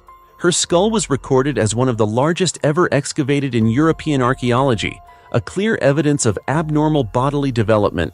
Unfortunately, alongside her remarkable height was severe spinal degeneration, damaged joints, and many signs that this woman endured injuries such as broken arms and legs, as well as pleurisy, a common and often fatal disease in the unsanitary and medical poor conditions of the Middle Ages. Can you imagine? A giant but fragile body silently fighting through constant pain in a world without painkillers, specialists, or anyone to share her suffering with. But the story doesn't end there. Her burial was also completely different from those around her. While all the skeletons in the same cemetery had their heads facing west, a religious norm of the time, this woman's body faced east. Her hands were bent rather than laid straight, a stark contrast to the standard medieval burial rituals. Why was this? Was she considered a freak by the community, or simply because she belonged to a low social class and was denied equal treatment even in death? Archaeologists lean toward the latter. No burial goods were found with her, a clear sign of her low social status at that time. In medieval society, nobles and middle-class individuals were buried with valuable items, from jewelry to weapons and religious symbols. In contrast, this woman was almost abandoned within her own grave. The skeleton of a girl, holding 2 woodpecker skulls in her mouth. While examining artifacts from old research projects at the University of Warsaw, Dr. Małgorzata Kot unexpectedly came across a skeleton with 2 woodpecker skulls in its mouth. What's remarkable is that this skeleton was not a new discovery. It had actually been found over half a century ago. Specifically, Professor Waldemar Chmielewski was the first to uncover the skeleton in Tunel Wielki Cave, located in southern Poland between 1967 and 1968.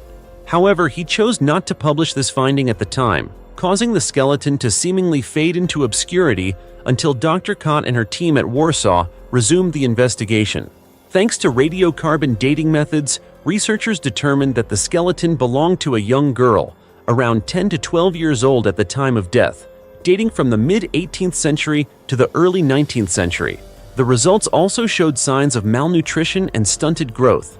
Interestingly, aside from the girl's bones, there were no artifacts or evidence indicating the cause of her death. It is known that burying the dead in shallow graves inside caves is a burial practice dating back at least 4,000 years. However, Europe ceased this tradition during the Middle Ages. Thus, finding this girl in HWelcome cave is both highly unusual and extremely rare. In a report published in Prähistorische Zeitschrift on May 29 last year, archaeologists described this as an extraordinary and unique discovery in Europe, which only deepens the mystery surrounding the meaning of this burial. DNA testing later revealed that the girl may have been of Finnish or Karelian descent, Karelia being a region that today spans parts of Russia and Finland. From this, researchers speculate that she might have accompanied the Finnish troops during the Swedish king Carl Gustaf's invasion of Poland in the mid-17th century. Soldiers of the Swedish army, many of whom came from Finland and Karelia, often traveled with their families during military campaigns.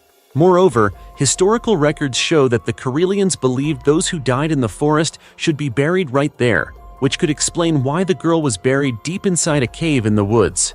However, experts still have no clear explanation as to why the girl was buried with woodpecker skulls in her mouth. It is known from Slavic mythology that woodpeckers or crows were often seen as the souls of the deceased, capable of bringing life or death to a body, with the departed spirit believed to live on in their former body. Many other legends also consider birds as souls of fallen people or beings that can bring about reincarnation. In several cultures, birds symbolize freedom, and a bird's skull represents the freedom of the soul in death. Could it be that the girl's relatives hoped that burying her with woodpecker skulls would help her revive? Or were they trying to free her spirit? These questions remain unanswered by researchers to this day. To me, however, this strange skeleton stands as a vivid testament to history and spirituality, opening fascinating questions about the connection between ancient people and the spirit world. What about you? What are your thoughts on this?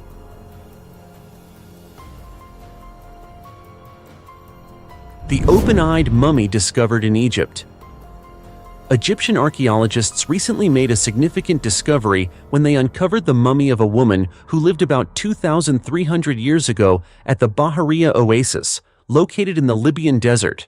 This area is approximately 186 miles southwest of Cairo, Egypt's capital, and is known for its wealth of ancient relics, especially tombs and mummies. During the excavation, the team of experts discovered a total of 14 tombs, with the woman's mummy found inside one of them. According to specialists, the mummy was placed in a plaster coffin about 3.3 feet long, intricately carved and featuring details of Roman-era clothing. The woman is believed to have lived during the Greco-Roman period, around 2,300 years ago, a time of great change in Egyptian history when Greek culture began to heavily influence the region. The coffin itself is finely decorated, shaped like a woman wearing Roman-style attire, including a long cloak, a headscarf, bracelets, a necklace, and shoes. Notably, 2 precious stones were placed in the eye sockets of the coffin, giving the eerie impression that the mummy's eyes were still open, an unusual detail in ancient Egyptian burial customs. Zahi Hawass, Secretary General of the Supreme Council of Antiquities in Egypt, suggested that the mummy belonged to a woman who was possibly petite or young. This adds to the mystery surrounding her life during the Greco-Roman era, a unique cultural blend of ancient Egyptian and Greek civilizations. In addition to the mummy, the archaeologists uncovered many valuable artifacts, including coins, glass vessels, ceramics, masks, and a gold piece depicting the 4 sons of Horus, a significant deity in ancient Egyptian belief. The ancient Egyptians believed that these 4 sons guarded important organs of the mummy's body, such as the liver, lungs, stomach, and intestines. It's worth noting that the Bahariya Oasis is not the first place in Egypt where mummies have been found. In 1996, archaeologists discovered 17 tombs containing 254 mummies in the same region, confirming it as a major burial site in ancient Egyptian history. This discovery also evokes the Greco-Roman period in Egypt, which began with Alexander the Great's conquest in 332 BCE. Although Alexander was the king of Macedonia, his years of rule in Egypt are often considered a Greek reign for two reasons. First, Macedonians were essentially part of the Greek ethnicity, with 90% of their language's vocabulary derived from Greek. Second, most of the officials governing Egypt were Greek, and the country was heavily influenced by Greek culture during Alexander's time.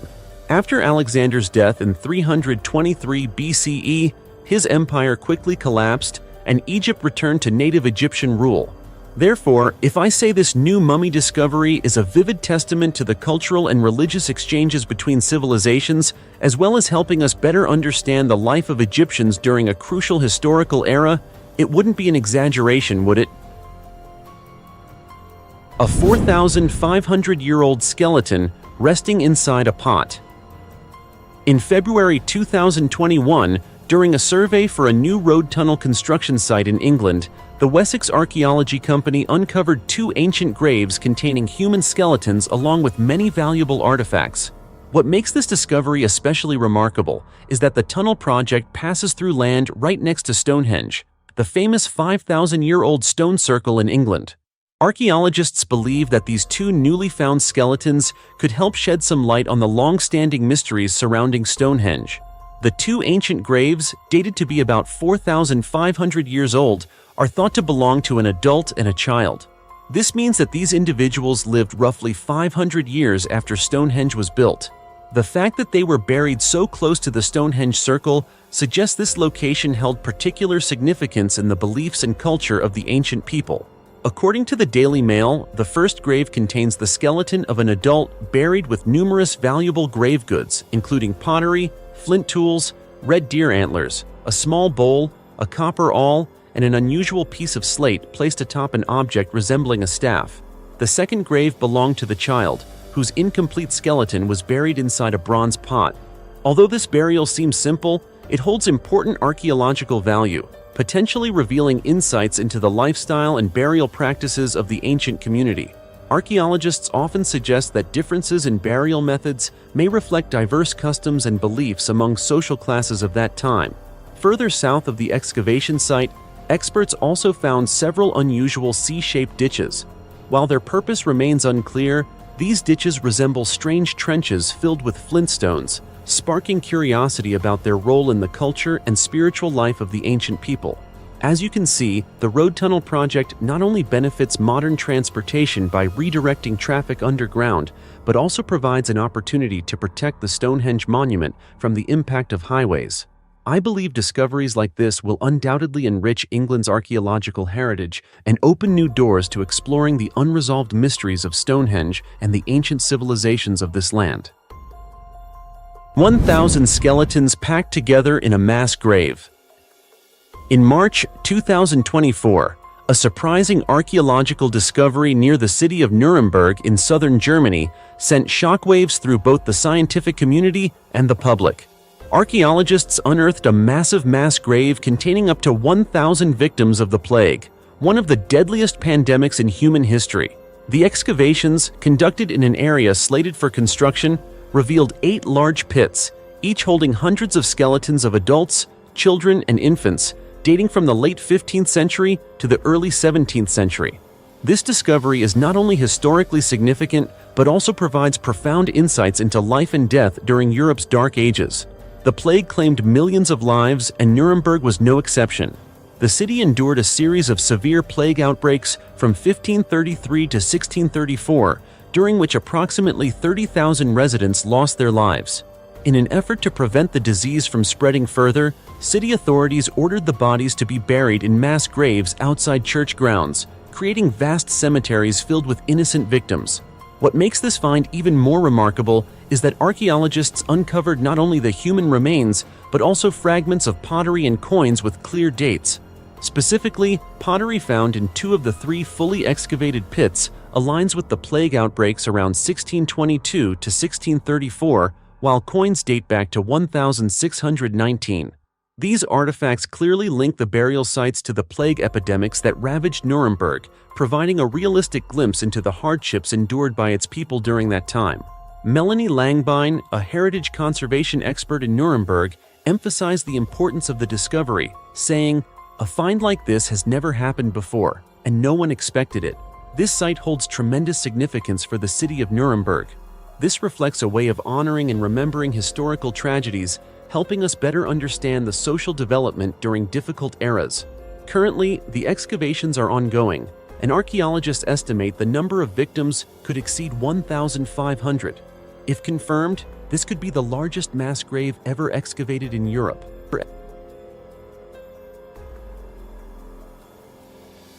The ancient tomb that stopped all construction in China. What is being hidden underground?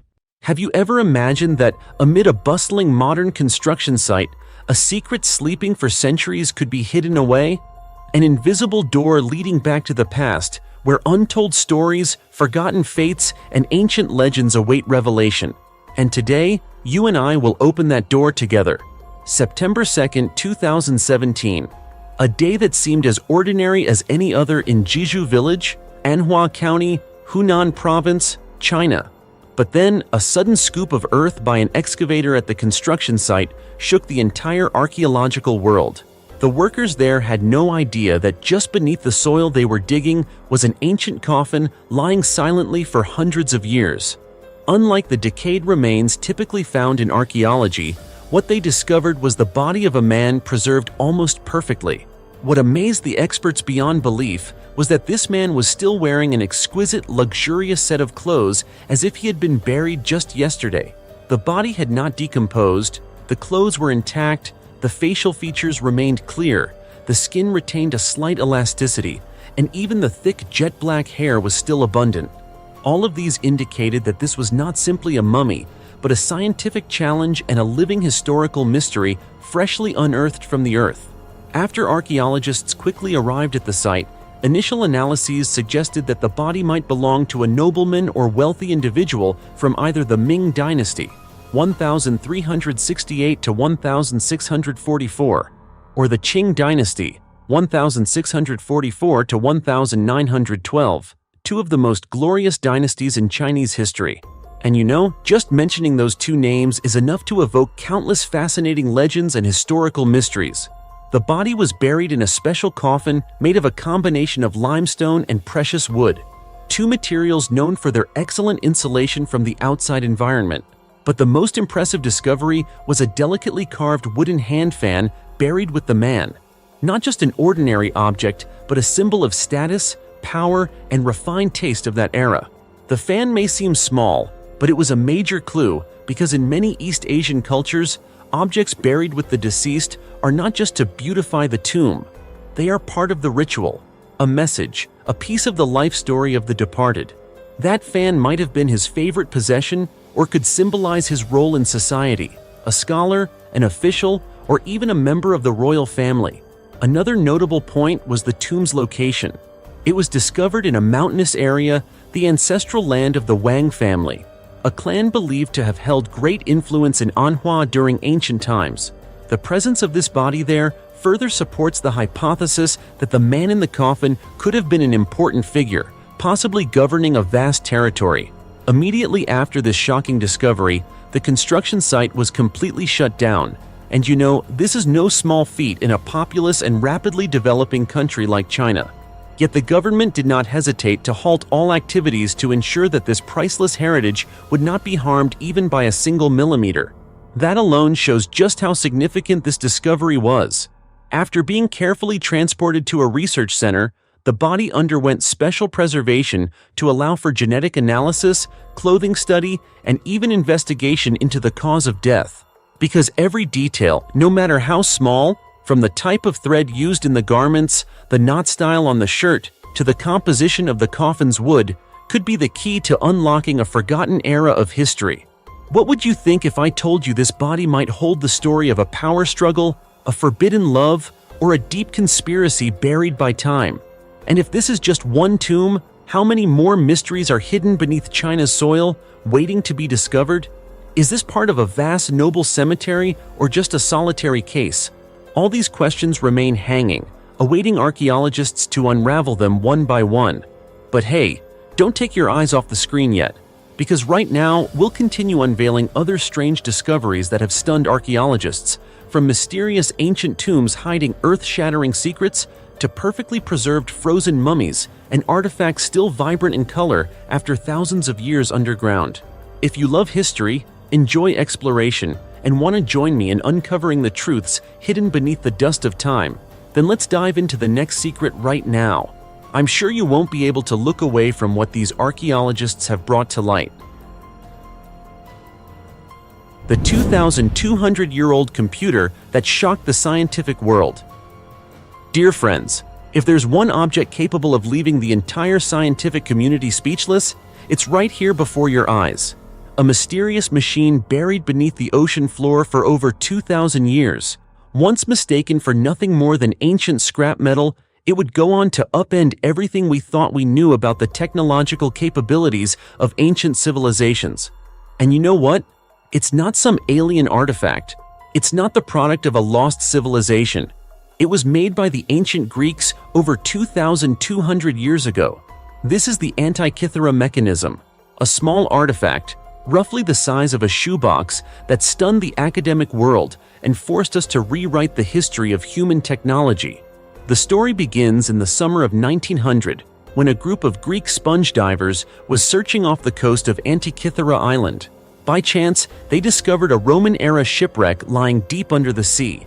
Inside the ship were countless ancient treasures, bronze statues, ceramic vessels, coins, but the most valuable and the strangest item of all was a corroded greenish bronze lump buried among the wreckage. No one could have predicted that this seemingly useless chunk of metal would later turn out to be the world's first analog computer. At first, researchers had no idea what the device was for, but thanks to advances in X-ray imaging and 3D modeling, they discovered a complex internal system made up of more than 30 interlocking gears, crafted with astonishing precision. It was an incredibly sophisticated mechanism, far beyond what anyone had imagined possible in ancient times. Can you believe it? More than 2 millennia ago, when telescopes didn't even exist and people still used sundials to track time, the Greeks had already built a device capable of predicting the positions of the Sun, Moon, and the 5 known planets at the time: Mercury, Venus, Mars, Jupiter, and Saturn. And that's not all. The front of the mechanism displayed the phases of the moon, from new moon to full moon, allowing users to track lunar cycles. The back featured 2 spiral dials for calculating the Metonic cycle, 19 years, and the Saros cycle, which predicts solar and lunar eclipses. Sounds like we're talking about a modern computer, right? But in reality, it was a man-made mechanical device, crafted from bronze and wood, with no electricity, no microchips. What's truly remarkable is that it took scientists over a century to even begin decoding this machine, and they still haven't fully agreed on all its functions. It wasn't until the 1970s that physicist Derek de Solla Price identified it as a genuine astronomical computer, not some decorative item or a toy. And then, in 2024, a research team from the University of Glasgow, led by Graham Wone and Joseph Bailey, made a groundbreaking discovery. Using modern statistical models, they analyzed the number of holes in the mechanism's ancient calendar ring and found something shocking. The Antikythera device may have been programmed to follow a lunar calendar, not the solar one as previously believed. This raises a huge question. Who built this machine? And why was it so complex? One controversial theory even suggests a connection to Julius Caesar, the legendary Roman emperor. The device might have been a valuable gift, or possibly stolen from an ancient astronomical temple and was being transported by sea when the ship sank. What's clear is this: the engineering seen in the Antikythera mechanism is on par with technologies not seen again until the Middle Ages. In fact, many of its techniques were never recorded in any ancient texts, prompting many to ask, have we lost an entire body of ancient knowledge? But that's still not the end of the story. Recent discoveries show that some parts of the Antikythera used epicyclic gearing, a highly advanced structure that allows for irregular motion adjustments. This type of mechanism wouldn't be fully developed again until the Industrial Revolution, nearly 2,000 years later. A 500-year-old noblewoman's mummy and her remarkably intact handbag in South Korea. It all began earlier last month at an industrial development site in Osan, about 34 miles south of Seoul. During construction, workers accidentally uncovered a wooden coffin buried deep underground. When a research team arrived to excavate it, they discovered the body of a woman, respectfully wrapped in burial cloth and carefully surrounded by her personal belongings. The Seokyong Institute of Cultural Heritage immediately stepped in. What astonished scientists most was the extraordinary level of preservation. The woman stood about 5 feet and half an inch tall, with a petite build and a gaunt face, suggesting she may have died from a chronic illness. Yet her hair, teeth, and even skin remained clearly identifiable. Simply miraculous. Based on her hairstyle and clothing, the research team determined that she belonged to the nobility, living sometime during the 16th century under the Joseon dynasty, a period that lasted over 500 years, 1392 to 1910, and is considered the pinnacle of Korean culture, education, and Confucian tradition. The wooden coffin in which she was buried had a nameplate bearing her husband's title, indicating he was a high-ranking government official. This strongly supports the theory that she was a noblewoman of significant status in Joseon society. However, the most remarkable detail wasn't her title. It was her personal handbag buried alongside her. In many cultures, the deceased are buried with treasured possessions. But this woman was not buried with gold, jewels, or luxurious ornaments. Instead, what she took into the afterlife was a modest handbag, which contained a few personal items: a comb, a hairpin, and a small ceramic bottle. Isn't that curious? Why would a noblewoman who likely lived a life of comfort and privilege choose to bring such ordinary objects into the next world? Could these have been items of sentimental value, a gift from children, or symbols of her identity, of what it meant to be a woman in Joseon society? These questions remain unanswered, but the simplicity of the discovery has made it all the more human and touching. From a scientific standpoint, experts believe the mummy's excellent preservation was due to traditional Joseon-era burial techniques. At the time, individuals of high status were typically buried in sealed wooden coffins covered in plaster. The interior of the coffin created a naturally vacuum-like environment, slowing decomposition, effectively mummifying the body without the use of chemicals.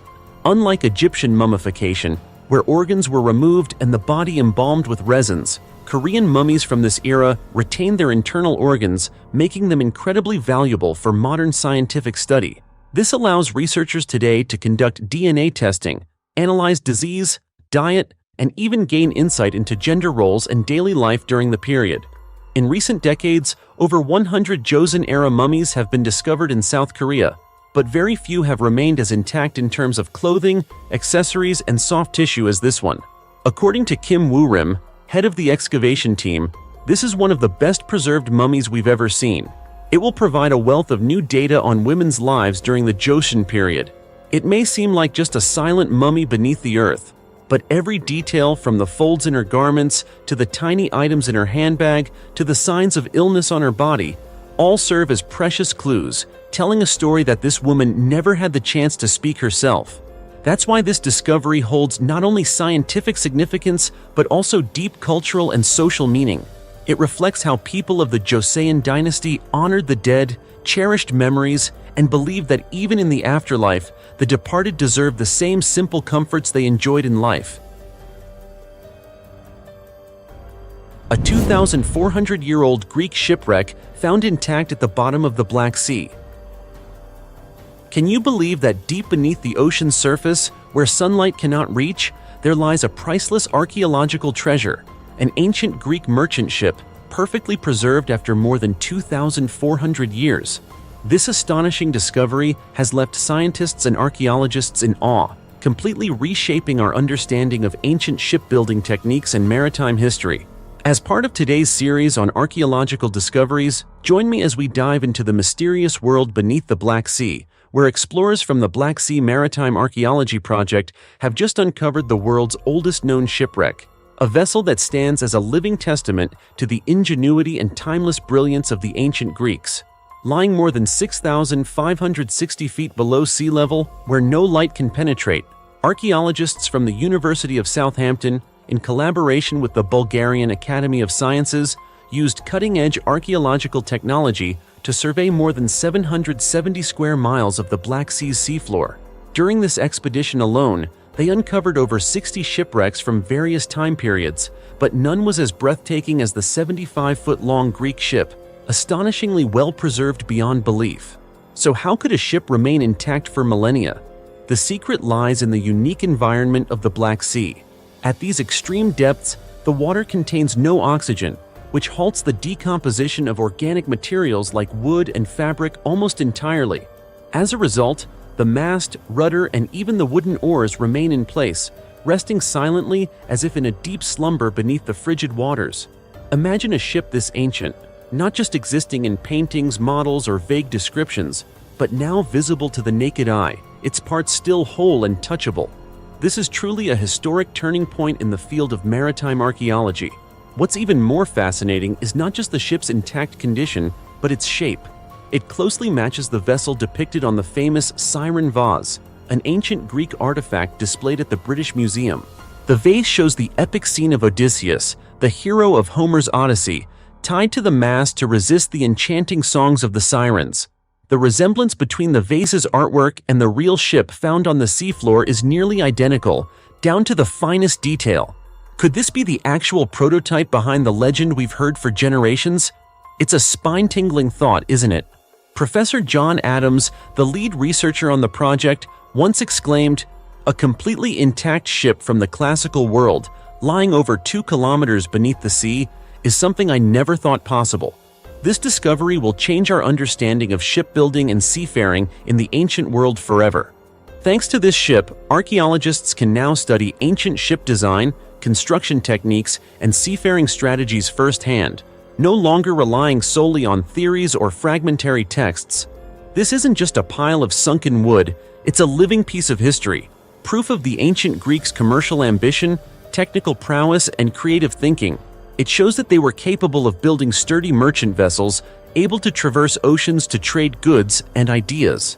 This ship may hold the key to answering countless historical questions. Where did they travel? How long were their voyages? What kinds of cargo did they carry? And most importantly, what technology enabled their success in such a challenging maritime world? If a wooden ship can survive intact for 2,400 years, how many more ancient secrets still lie hidden, silently waiting beneath the vast oceans? Could there be lost cities, undiscovered artifacts, or even traces of forgotten civilizations waiting to be revealed? And did you know, the Black Sea isn't just home to this incredible shipwreck, but is also a true archaeological treasure trove, slowly being unveiled piece by piece thanks to modern technology. What do you think about this ancient Greek ship story? Are you amazed that a wooden object could survive nearly untouched for over 2 millennia? Would you like to witness future discoveries from the Black Sea Archaeology Project? Share your thoughts in the comments below. I'd love to hear what you think. A 170-year-old body found remarkably intact in an iron coffin. You've probably heard the phrase, "the city that never sleeps," used to describe New York, a place that's modern, fast-paced, and constantly in motion.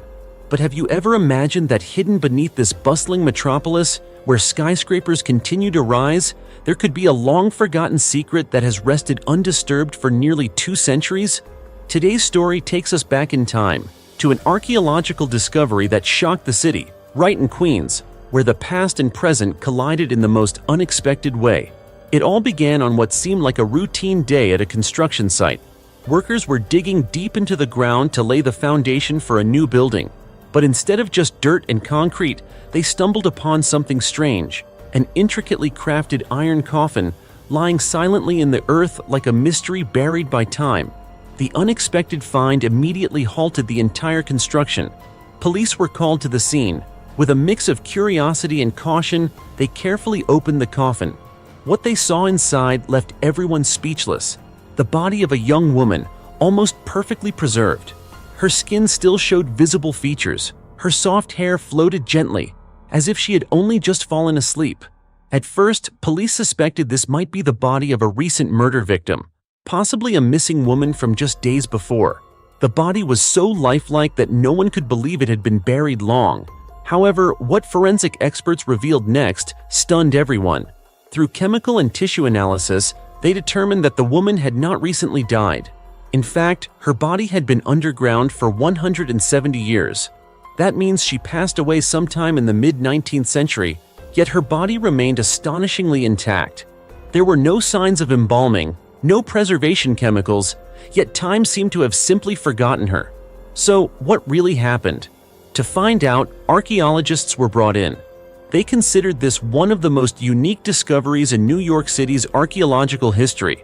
What baffled them wasn't just how well preserved the body was, but also the strange marks found on her skin, particularly on her forehead and chest. Experts identified these as characteristic signs of smallpox, a deadly disease that terrorized humanity throughout the 18th and 19th centuries. These marks weren't just medical clues.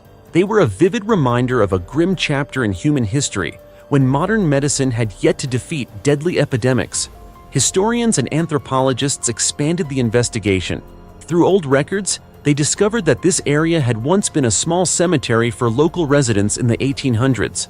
At the time, some wealthier families or those with medical knowledge believed that sealing a body in an airtight iron coffin could protect it from the ravages of soil and time.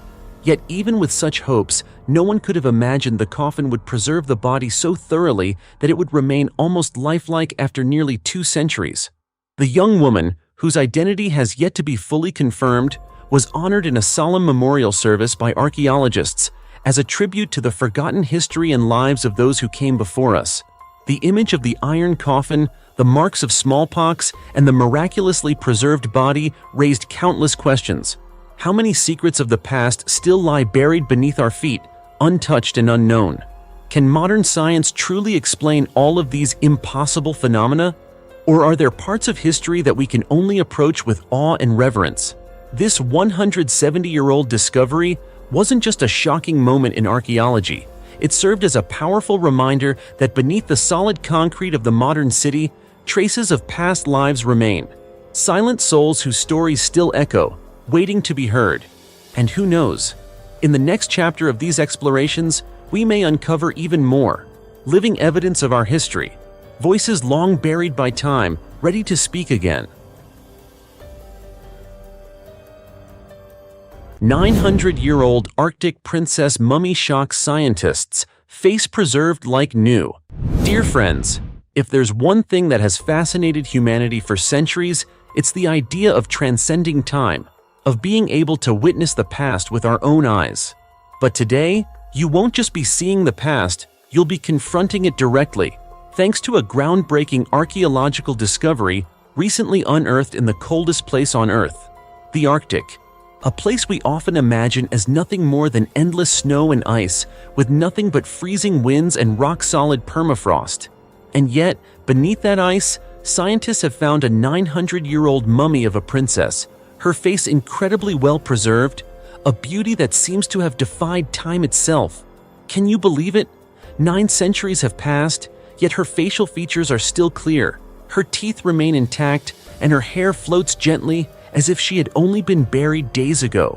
It's as if everything froze in that final moment of her life. And now, as sunlight touches her once again, she returns to our world as a vivid witness of history. The mummy was discovered at the Zeleny Yar archaeological site near Salikhard, Russia, a harsh land just above the Arctic Circle. Russian and South Korean researchers, during excavations in the area, uncovered the body of a woman, something never previously found at this location. And she wasn't just any woman. The way she was buried, along with the presence of 36 male bodies surrounding her, led many to believe she was no ordinary person. She might have been a tribal leader or a princess of the far north, someone who held a unique status in an ancient civilization that relied on hunting and fishing to survive in the icy wilderness.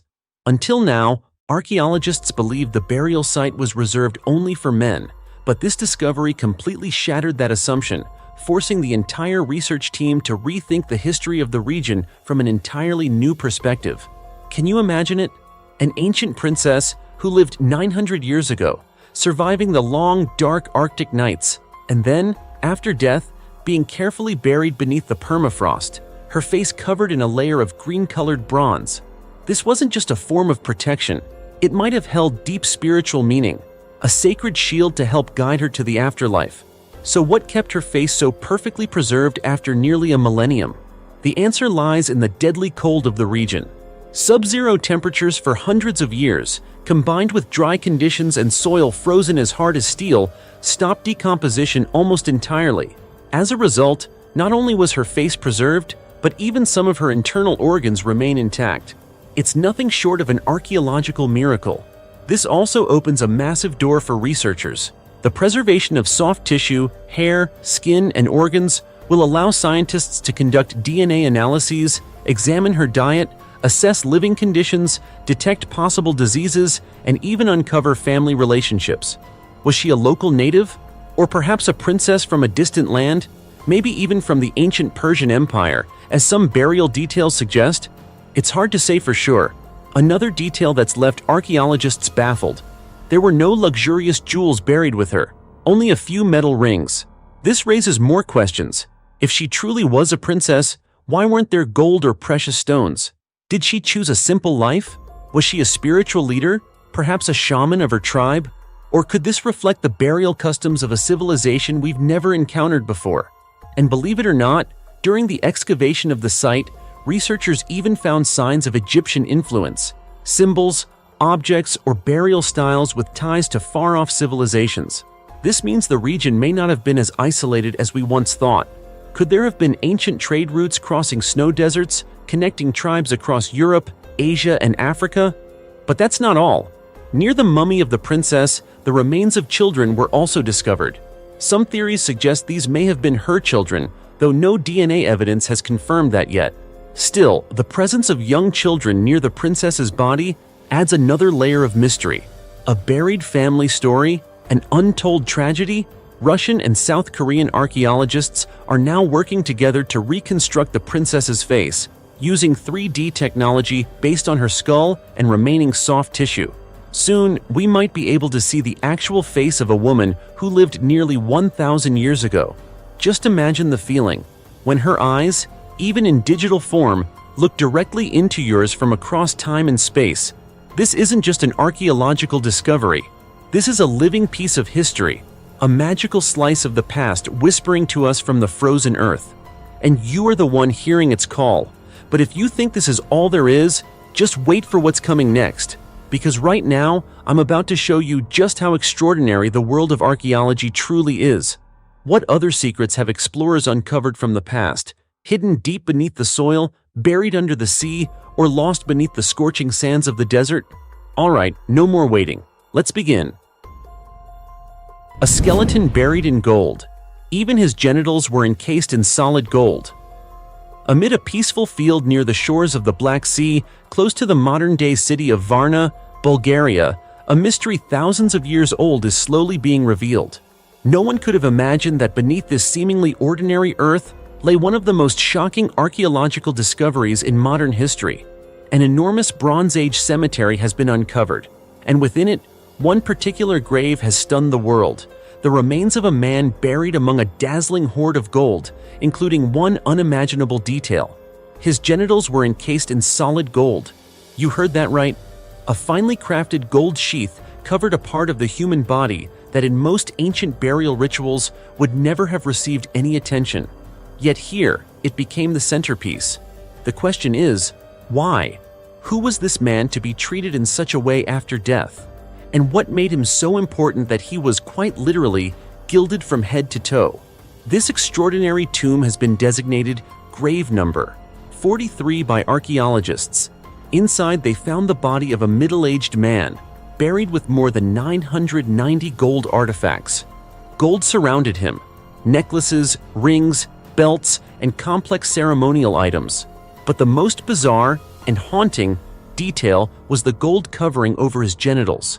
The sheer amount of gold found in Grave 43 surpasses the total amount of gold ever recovered from all other Bronze Age sites across Europe. This tells us that the man buried here wasn't just wealthy, he stood at the very pinnacle of power within his civilization. But what civilization was powerful enough to create and bury such a figure? It's not an easy question to answer, but not impossible either. Most of us are familiar with ancient Egypt, Mesopotamia, or the Inca Empire, but very few have heard of the Varna civilization. an ancient society that existed between 4600 and 4200 BCE in what is now Bulgaria. Though not widely known, Varna possessed something that no other civilization of that time had: the most advanced gold craftsmanship in the ancient world. In fact, Varna is considered the first civilization on Earth to create and use gold for rituals, symbols of power, and economic exchange. They didn't just make gold for beauty. To the people of Varna, gold was a language, a way of expressing status, belief, and a kind of power that transcended material wealth. Upon further examination of Grave 43, archaeologists discovered another astonishing detail: a golden scepter buried with the man, the ultimate symbol of authority. In every ancient culture, a scepter wasn't just an item of leadership. It carried deep spiritual meaning, representing the connection between human rulers and divine forces. But what about the golden sheath for his genitals? To modern eyes, it may seem strange, even absurd. But within the context of ancient belief systems, especially those of Varna, this may reflect a deep reverence for fertility, rebirth, and masculine power. In ancient religious thought, reproductive organs weren't merely biological parts, they symbolized life, creation, and sacred strength. Covering that part of the body in gold wasn't a joke. It was likely a ritualistic act honoring immortality and divine status. Another fascinating detail: although the cemetery contains many graves, Grave 43 is the only one that combines a golden scepter, a massive gold hoard, and such a unique burial ritual. This has led some experts to believe the man could have been a supreme leader, perhaps even the first king in European history, and yet his true identity remains a mystery. He is now referred to as the Varna man, though no writing or identifying marks were found to reveal who he truly was. Still, the objects buried with him, the jewelry, tools, and the ceremonial layout of the grave clearly show that he held the highest status in his society. The reconstructed image of ancient Varna is of a civilization already deeply stratified. Metallurgists, who held the secret knowledge of refining and working gold, became the noble class. Below them were traders, then farmers and laborers. Gold, with its rarity, beauty, and the skill required to shape it, quickly became the language of power in Varna. And no one spoke that language more clearly than the man in Grave 43. Sadly, the Varna civilization did not last long. By the end of the 5th millennium BCE, this society began to decline. Some theories suggest climate change, agricultural collapse, and invasions by nomadic tribes from the steppes may have driven Varna to its downfall. Today, what remains is limited, mostly graves, artifacts, and exquisitely crafted gold items. But they are enough to tell us that Varna was the first cradle of civilization in Europe. A mural depicting a battle between aliens and a mysterious 13 feet tall race. Hidden among the snow-covered peaks of the Himalayas, known as the roof of the world, lies a mystery that has baffled scientists for years. This is no mystery found in textbooks or referenced in any official documents. Instead, it's an ancient mural, buried deep within an isolated cave where only blizzards and bitter winds seem to exist. And yet, in that very place, a wall painting depicting an unimaginable battle between early humans and towering beings nearly 13 feet tall was discovered. From that moment, countless questions began to arise. Could this be evidence of extraterrestrial life? Did aliens once visit Earth? Or could they even be our ancestors? The story didn't begin with a planned archaeological expedition, but rather by accident. A group of scientific explorers, while attempting to cross a treacherous Himalayan region, were caught in a violent snowstorm. With no other choice, they sought shelter, and as if led by fate, they stumbled upon a cave buried under centuries of thick ice. When their torches lit the cavern's depths, they froze in place. Etched on the frigid rock walls were primitive drawings, but unlike anything ever seen before. These weren't religious symbols or decorative patterns. They told a story, a brutal conflict between two distinct races, one human and the other composed of massive beings, humanoid in form, but twice or even 3 times the size of a modern person. Can you imagine it? A 13 feet tall creature with a pointed head, broad shoulders, arms nearly reaching its knees, carrying weapons of bizarre design, and clearly not from this world.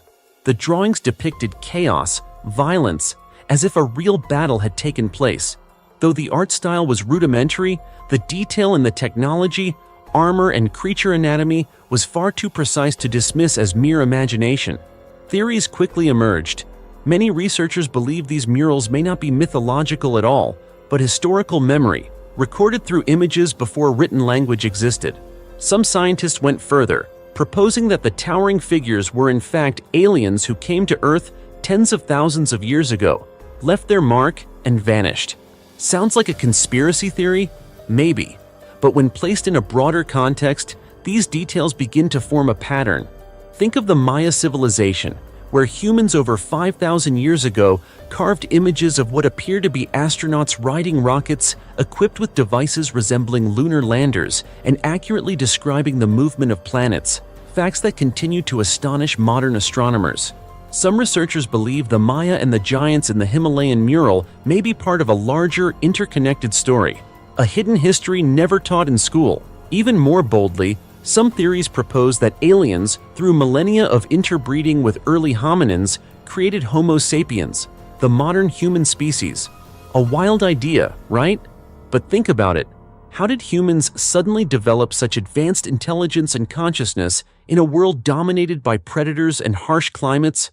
Why was there a sudden evolutionary leap, as if something or someone had intervened? Could it be that a more advanced species helped shape our future? Back to the Himalayas. This harsh, mountainous region with extreme weather and nearly uninhabitable conditions may have served as the perfect time capsule, preserving ancient evidence beyond human interference. If there was ever a place that acted as a contact zone between Earth and another civilization, the Himalayas might just be the most likely candidate. The mural was found near the edge of the Qinghai Tibet Plateau, an area known for intense geological activity. Tectonic collisions have created deep caves and strange fissures within the mountains, and it may be through these natural gateways that beings from another world once walked upon our planet. The mural, though primitive and simple in technique, breathes the scale of a cosmic conflict. Each figure appears in motion. You can almost feel the panic in the eyes of the ancient humans and the cold, unfeeling gaze of the alien-like creatures. Some were even drawn with flight devices strapped to their backs, resembling modern jetpacks. Today, scientists are hotly debating the meaning of this discovery. Is it just symbolic? A form of religious myth? Or could it be a form of collective memory from a time when humans either clashed or cooperated with another species? To this day, no concrete evidence confirms the presence of extraterrestrials in the Himalayas, but no evidence disproves it either. The question remains, are we truly alone in the universe? And if not, could the first sign of contact be right here on Earth, recorded in ancient stone and snow, waiting for us to understand its message? Whatever the truth may be, this mysterious mural buried deep in the Himalayas continues to challenge everything we thought we knew about history. It pushes us toward new exploration, not just of the past, but of the very origins of humanity itself. So, what do you think about the theory that aliens once visited Earth? Could it be that humanity is actually a product of another civilization? Leave a comment below. I'd love to hear your thoughts. The unimaginable treasure inside. Empress Dowager Sixie's tomb, a forgotten Chinese legacy of gold and jewels.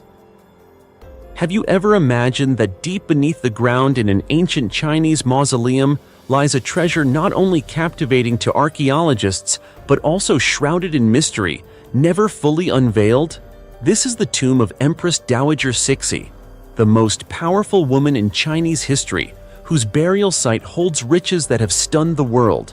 Step with me into this legendary realm, where pearls and dazzling diamonds, priceless jade artifacts collected over a lifetime, are steeped in untold stories.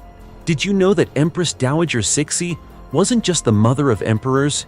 She wielded power surpassing even that of the emperor himself, casting a shadow of influence that shook the imperial court. Inside her tomb, archaeologists discovered a treasure trove beyond anyone's wildest imagination. Sixie's mausoleum is even more expansive than that of Emperor Xianfeng and her son, Emperor Tongji, but its significance lies not just in its sheer size, but in the priceless treasures buried with her. Her coffins were filled with precious gems, shimmering pearls, and most notably, a phoenix crown adorned with a pearl valued at an astonishing $301 million USD, a staggering figure that forces one to pause and reflect on her unimaginable wealth and power. Sixie was famously passionate about collecting rare and exotic treasures, from jade to diamonds, each item reflecting her supreme status and imperial authority. Yet the treasure in her tomb is more than material wealth. It stands as a symbol of a glorious, powerful, and ultimately tragic imperial era. Within the coffin was also a golden silk-embroidered quilt inscribed with thousands of Dharani Sutra characters, representing her deep spiritual devotion and eternal faith. But the story of this treasure doesn't end with its grandeur. In 1928, a major event shocked the world of archaeology. The tomb of Empress Dowager Sixie was looted, and many of its most valuable artifacts were stolen, including the legendary luminous pearl placed in her mouth.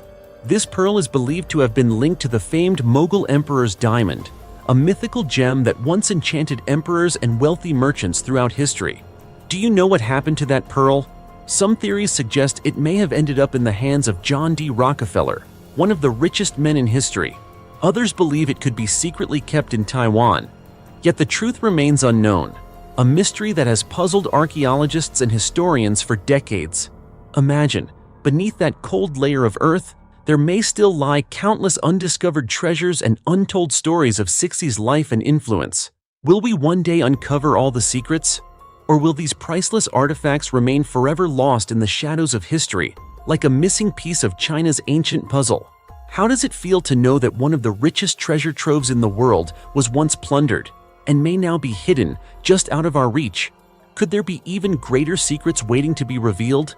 As for me, I believe there are, because the journey to uncover Empress Dowager Sixie's treasure is not merely about material riches. It is a voyage into history, power, and mysteries that have yet to be solved.